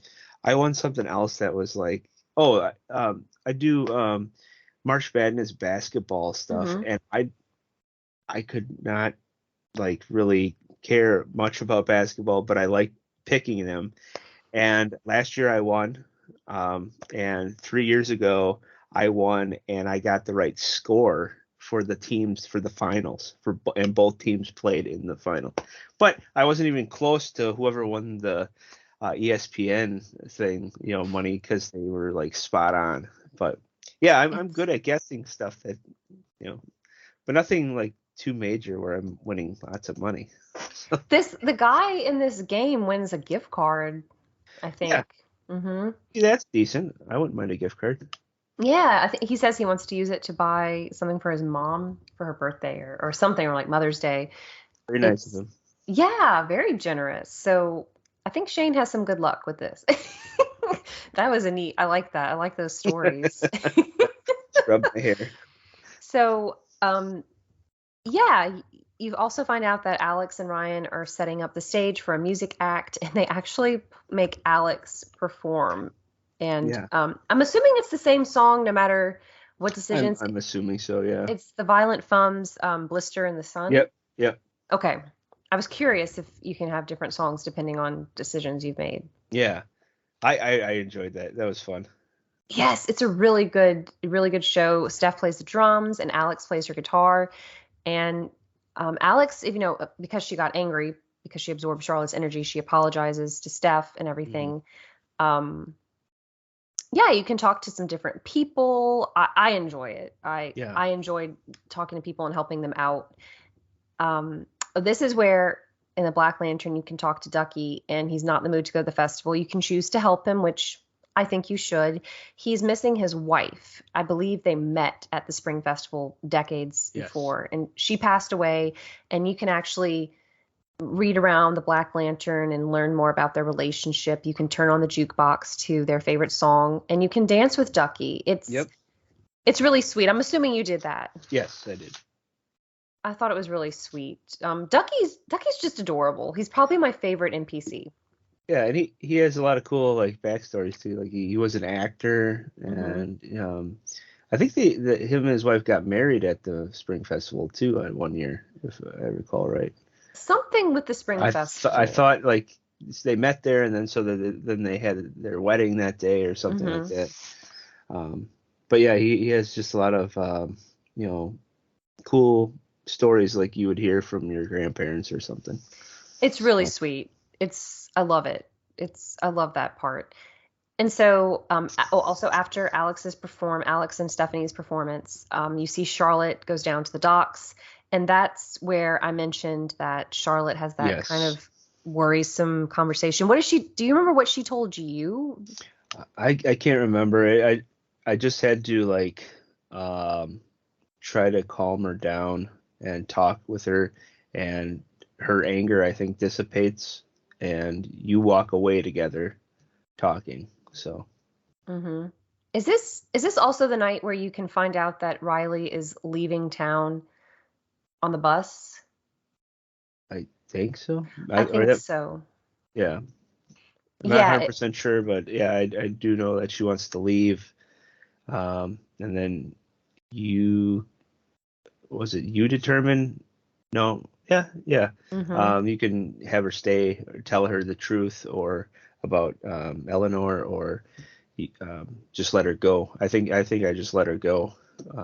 Didn't tell her. So It's a very missable part of the game if you don't go to the bus cor- stop because she's not correct. with everybody else. She is Yep. off in the distance to where Alex was dropped off at the very beginning And of the this is why you game. explore in this game because Yes. Yes, you would have Ed. missed this. I'm Yes. just joking. I'm just picking on Ed. But yes, you this is where you can make a big decision. And I let her go to university like we for the reasons we listed earlier. Hmm. So when you exit, let's see, you can go back to the bar, you can go on the rooftop, and depending on your choices, I because we both chose Steph's up there, and she's explaining her decision that, hey, I think I want to leave Haven Springs. Yep. Hmm. And they Because share a kiss. yep. And then I don't know if this is the part or if it's the next chapter, or it might have been earlier that day. You see, like you're almost talking to the ghost of Alex's brother Gabe about Mm-hmm. various things, and then somewhere mixed in here too is flashbacks of uh, the dad and the mom of Mm-hmm. was it John and Wendy Chen of Mm-hmm. Gabe and Alex, and you find out that Alex's mom died of a disease in the hospital. Um, Oh, yes. so Oh, this is later with the yeah, incident. yeah. Oh, yeah, yeah. So you find out that yeah she passed away from this, and then Gabe and Alex lived with their dad John, and you find out that John eventually just um, can't handle uh, or deal with whatever's going on with him and his wife's death, and pretty much leaves the kids Mm-hmm. at the house, and that's how they both end up in the foster system. So Now, do you know if was Gabe ever adopted or he just aged out of the system I like think he Alex? aged out of the system, if I recall right, and then he moved. I didn't know if he moved right away to Haven Springs, but he moved, I think, once before somewhere and then went to Haven Springs. Something like that. He Yeah, seems like he's been pretty adventurous, and he looks like he makes friends wherever he goes as yeah, well. yeah, Um, so after you exit the bar, Pike is there, and he's saying he needs you to go down to the station with him, as Alex, by the way. yeah, And she thinks he's joking at first, yeah. based on. So she smiles and thinks he's joking, and he shakes his head like this isn't a joke. You have to come talk to me about the flash drive. So, Hmm. and that I think ends the chapter because the next chapter is you are talking to him in the police station, if I recall right. It looks like that's the very end of this chapter, but yeah, they happen so close together that I can Yeah, see. So yeah, he's interrogating her at the police station, and he's revealing that Diane wants to charge her for theft for stealing her flash drive. yeah, But kind of like with Charlotte's affidavit, Diane has an affidavit from Typhon for Alex, and if she signs it, she won't receive charges, and Ryan and Steph won't suffer the same fate because this is a big corporation. They've been keeping tabs on people. There are pictures. There's all kind of evidence of who's involved. So Alex is a little reluctant because she's like, well, I need to take them down. So you have a decision to make. You can sign the affidavit or you can refuse. I refused. yeah. I think I refuse to. Yeah. It's and then you learn that Pike is scared because he's worried about, are Alex, Ryan, and Steph going to get in trouble? Is Typhon going to come after them? Are they going to come after me? And you can remove his fear if you choose to. I Now I don't recall. Do you remember what you did? I removed his fear, and it causes him to agree to look at the USB drive's contents, and he lets Alex leave without signing the affidavit. Yes. Okay, so that's what I did. Because Hmm. later he backs you up as well at the end with your story. Yes, yes. If she removed Pike's fear because she's absorbed, she will begin to express fear, and she'll find a note from Jed asking her to go see him downstairs. And so she starts telling Jed everything, and he says, "Hey, I'm going to show you what Typhon is hiding." I think this goes back to that LARPing with the foreshadowing for me. Yep. So he takes her to the mine shaft out near the mines. And if you have explored in the Black Lantern, you find this plaque and this picture of Jed saying that he saved like 12 miners about 10 years prior. Yep. In a Hmm. mining accident. Yep. Hmm. So he brings Alex to these mine shafts, and that shaft is housing the secret. And next thing you know, Jed pulls out a gun, and he's the reason that they had the blast. And I think so. She's facing the shaft. Alex is looking down in the shaft, and Alex says, "Why are you so sad?" And Yes, because she reads his emotions. yep, and turns around and he's got the gun in his hand. And yeah, that's pretty much the indicator of what's going on. So um, I think the next thing is he shoots Mm-hmm. and grazes her. I forgot Mm-hmm. where. Like her cheek, Her or cheek. her Yep. or her or her Yep. forehead, something on her face. Somewhere here, and she falls backwards down the shaft and hits all the wood as she falls down into the hole. And then eventually, I think she hits bottom, and I think is that where the chapter ends?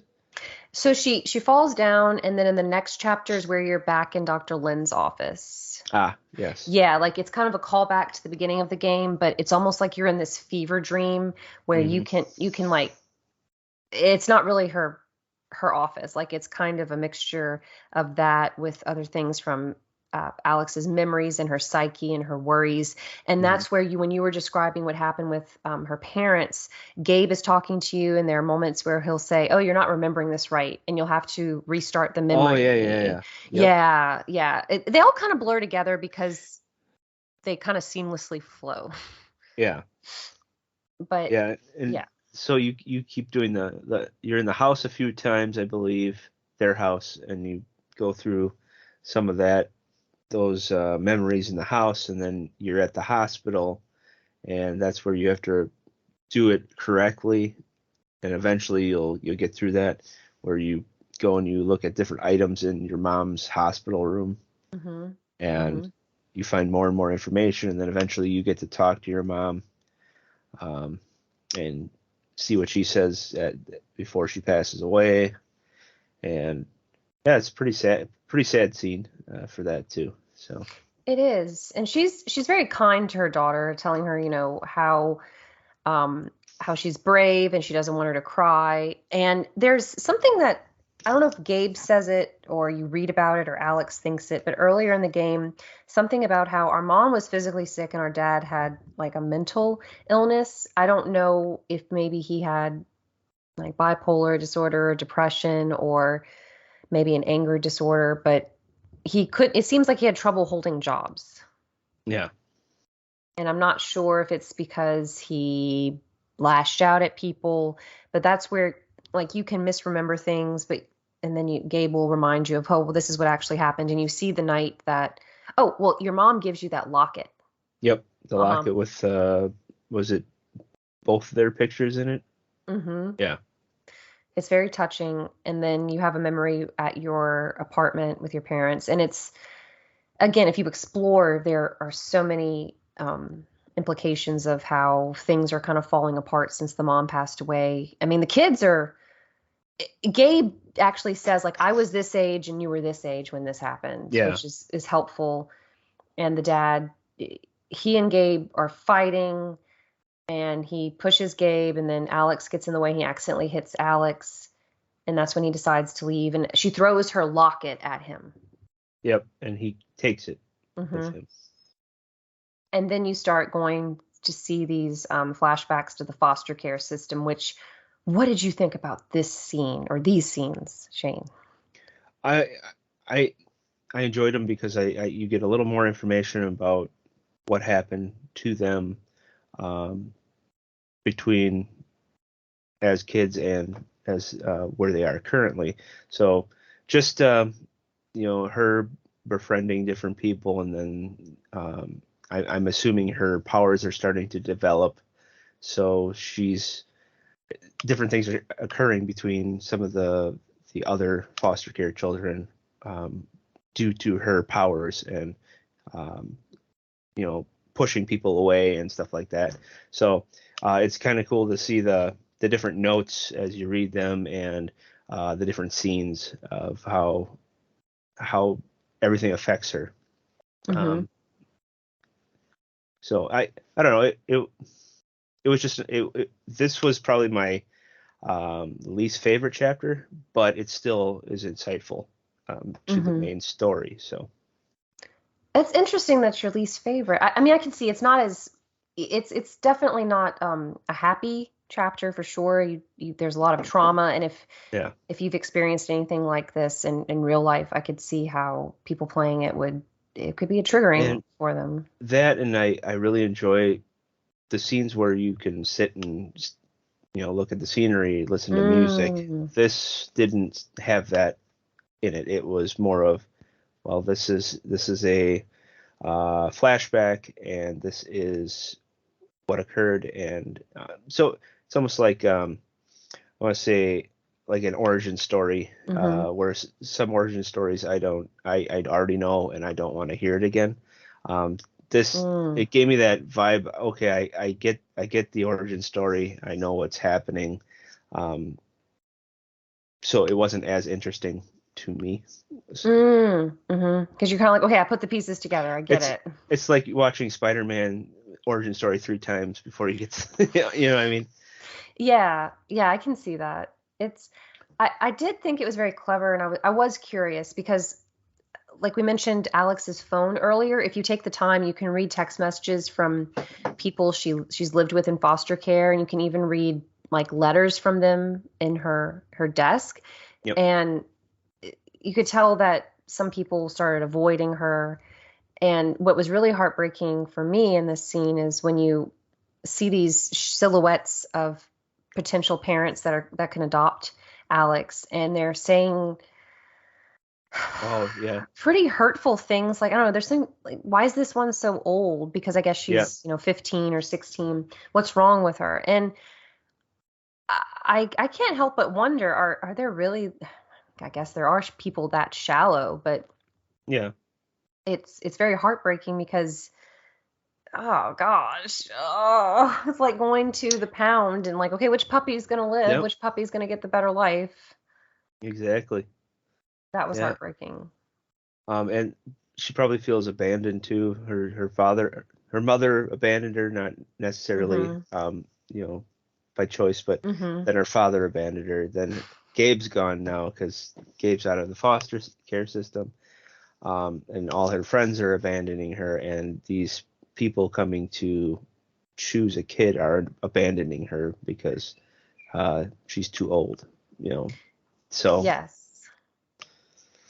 So then after you wake up from these visions and Alex is at the bottom of the mine shaft, I was surprised, Shane, that Jed, maybe I don't know, because well, I don't know how I kind of know how you feel in this part, so I even wrote it down because I feel like Jed didn't show like much emotion at all, and then all of a sudden he did like a 360 and he shoots someone and they fall down a mine shaft. I I'm like, what secret is so um worth keeping that you have to shoot someone and drop them down this mine shaft? I I don't know. It was a weird moment for me. Um, I yeah. felt like it was a very extreme um, like way to do this.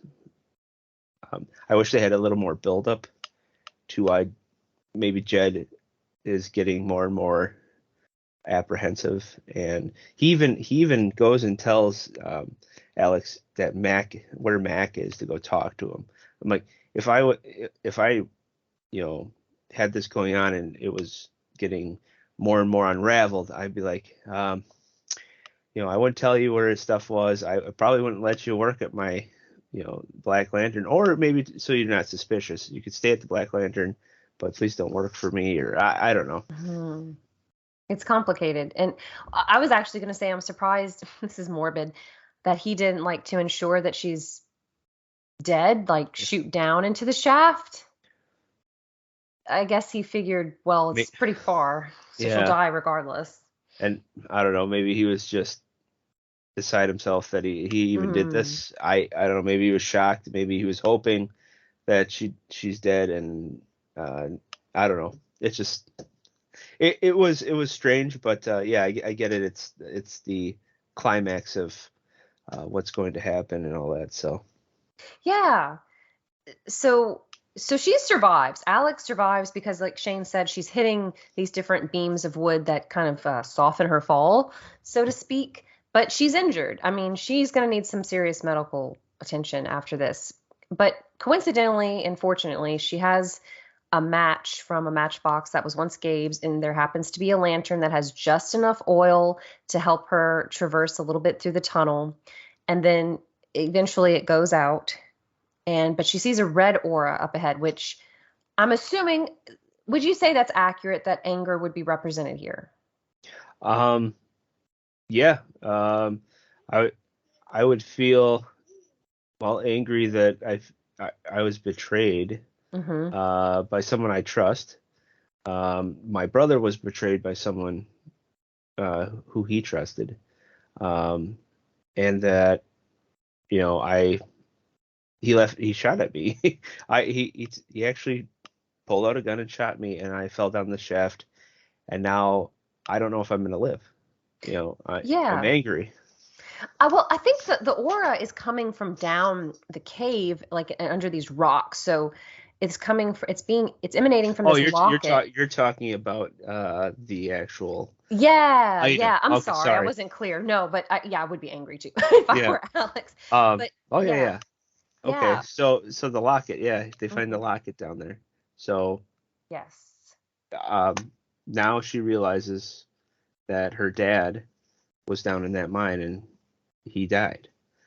Yeah, and there are little snippets of where you can hear Jed's voice, like some of the miners are saying, I think we need to stop. I'm worried we're gonna have a cave in. We're near water or something. And he's insistent, like, no, keep going, keep going. We can't waste time.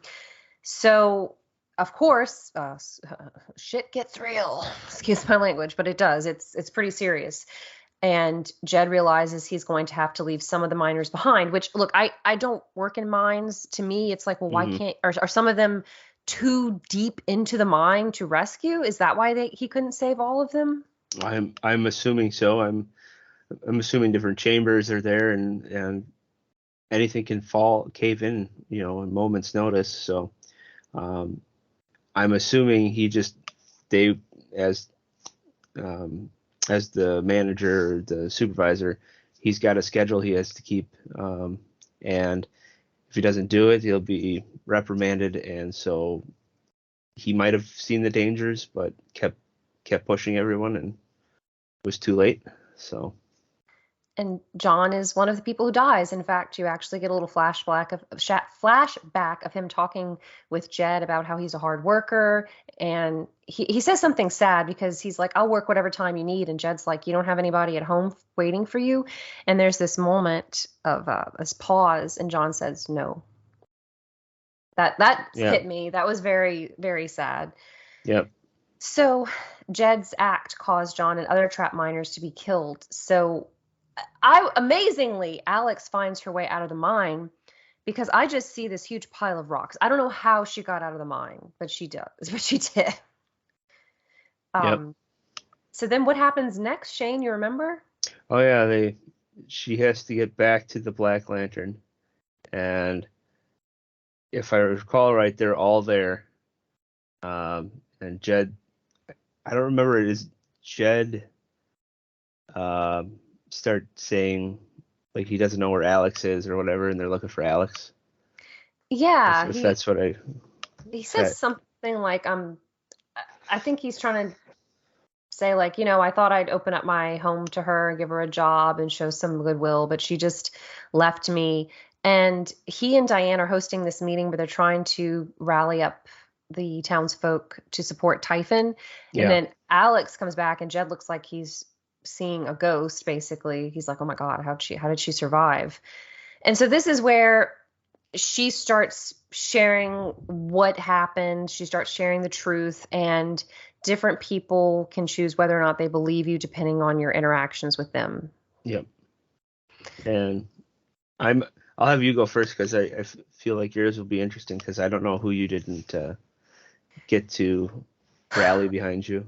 So Charlotte did not, because I took away her anger, and she just seems like, I'm so confused. Ever since you've arrived, things have been very bad. Ducky supports me. I Yeah, believe Eleanor supports me.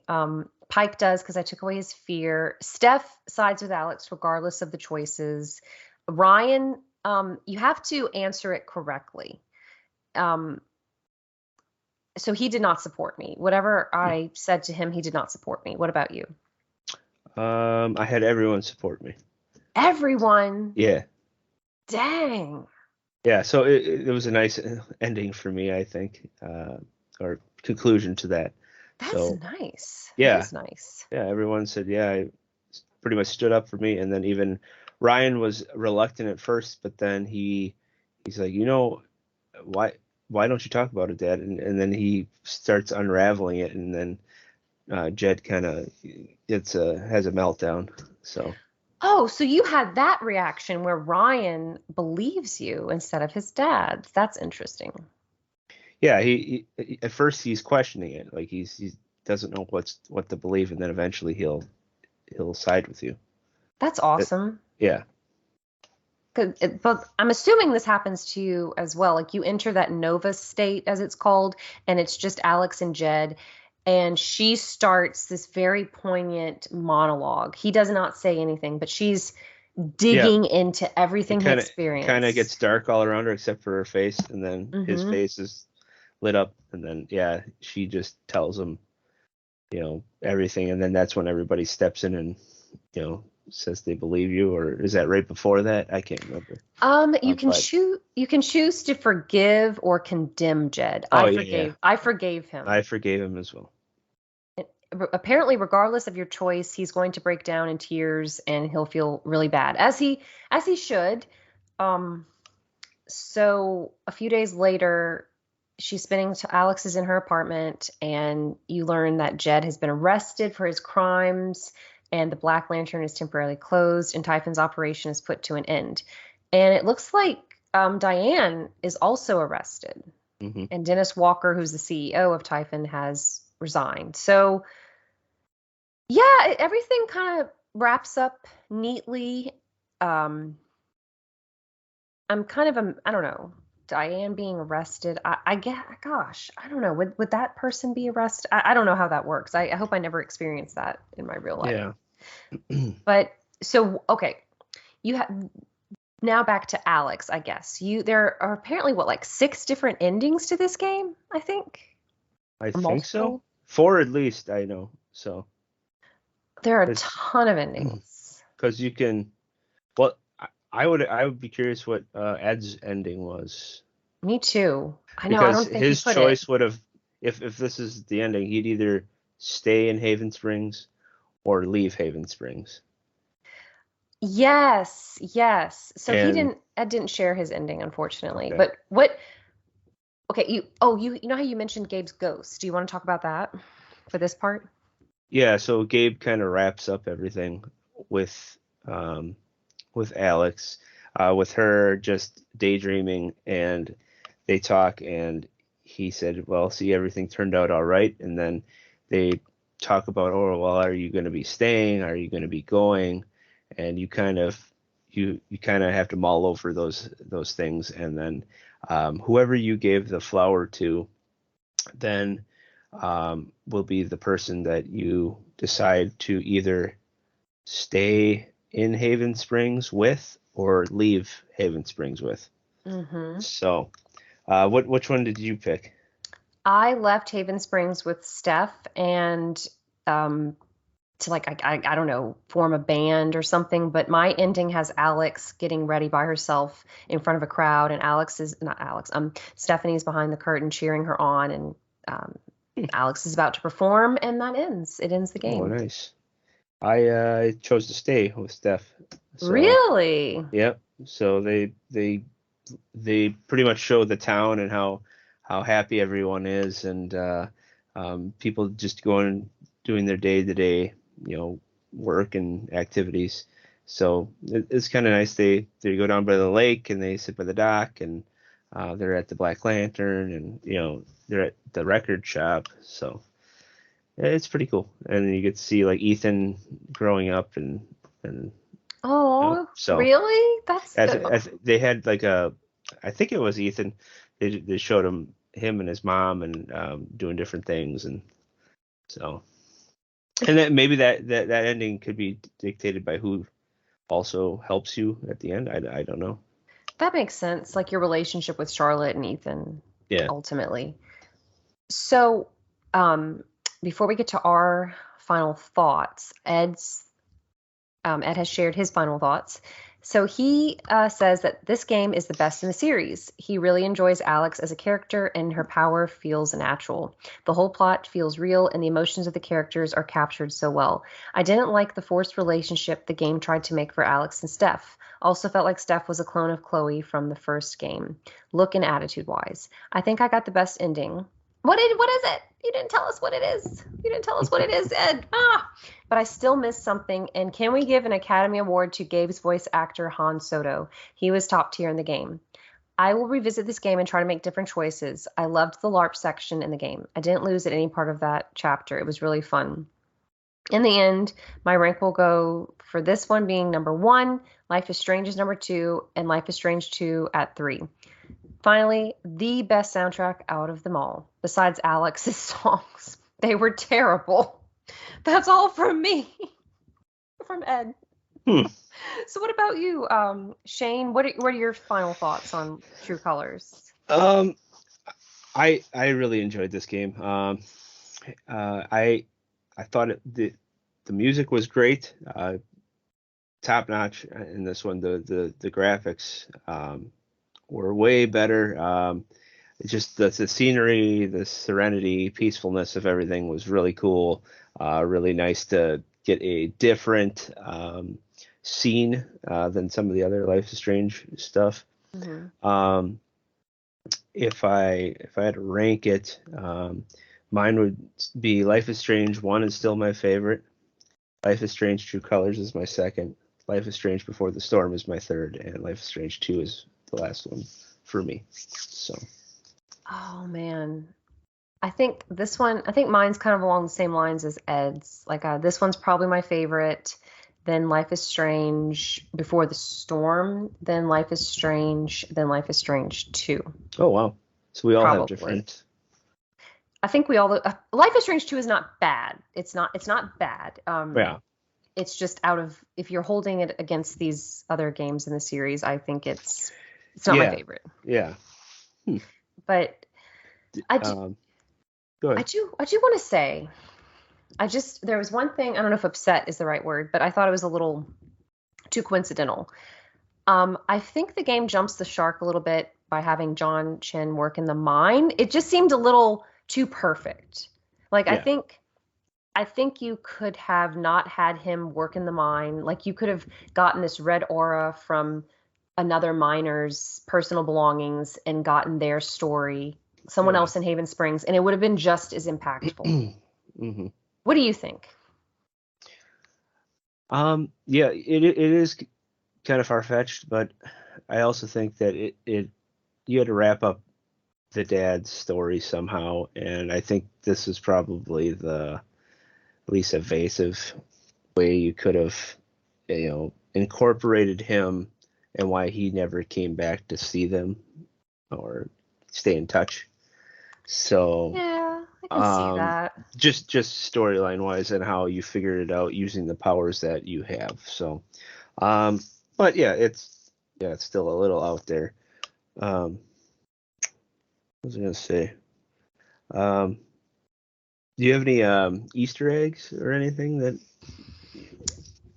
Steph Gingrich is the ultimate Easter egg in this game. Yes. So you must play the DLC.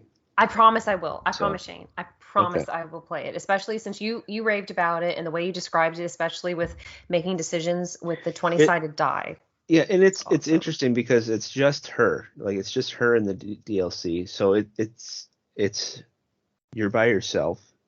Um, and it's almost like I don't know. It's kind of pandemic like where you stayed at home and you did these things yourself. You communicated with people through the Hmm. phone, through other mediums. So that's what the vibe I got from this DLC. But it really is I don't know. It's just one big Easter egg. So um, and then I don't know if you notice. I forgot what chapter this is, but if you go behind Lathe Flower and you're going between the river and the back of the buildings. Hmm. If you go back behind one of the buildings, there's one of the outside staircases, and at the bottom of that staircase is a tent and a shopping cart with clothes and stuff in it, and it's a homeless person. And I'm they kind of made it seem like it was like the homeless person behind the Two Wheels Diner in the first game. Oh, that lady? So they didn't show anybody, but Alice kind of brings up like, oh, I hope this person is doing well, or I see that they're behind this building and they're trying to survive, and so I don't know if it was a reference to that, but it seemed like it. Um, Wow. I love that. and then there's like other ones too, like there's there's writing on the spray painted writing up on by the mining Typhoon Mining Company.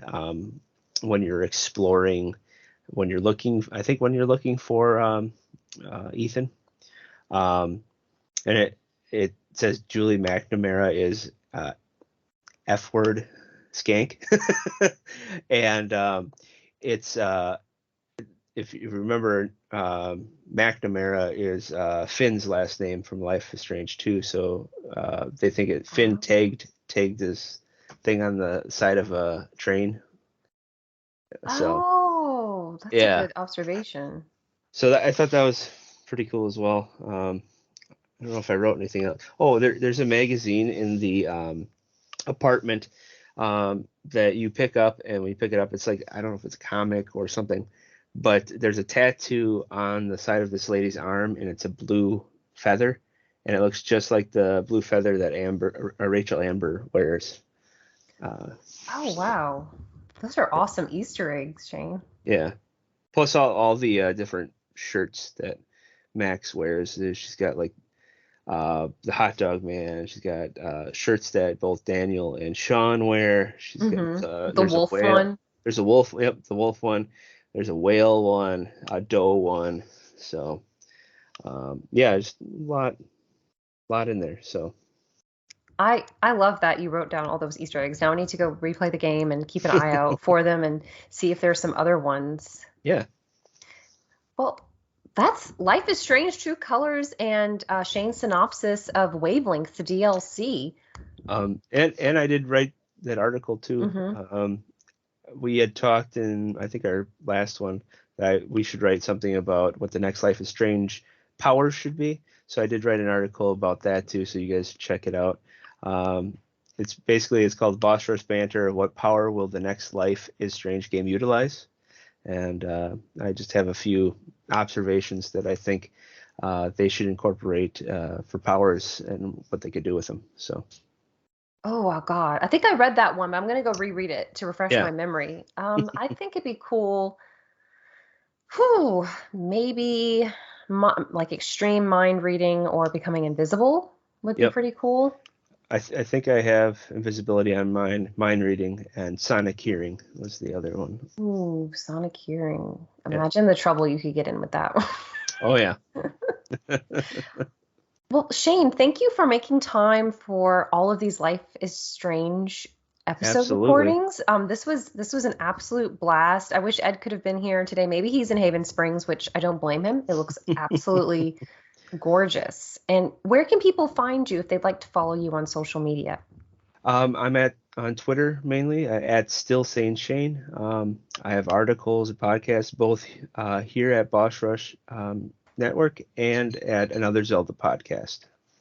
Yes, and I don't think I mentioned that at the beginning, but Shane is part of Another Zelda podcast, which I'm a part of as well. He's a contributing writer and a contributing podcaster. So definitely check those episodes out. And I'm not sure when it's going to release, but next week from this recording, he'll be joining David Geisler of Another Zelda podcast to record an episode in person with him. Yes, I can't wait. This one will be exciting.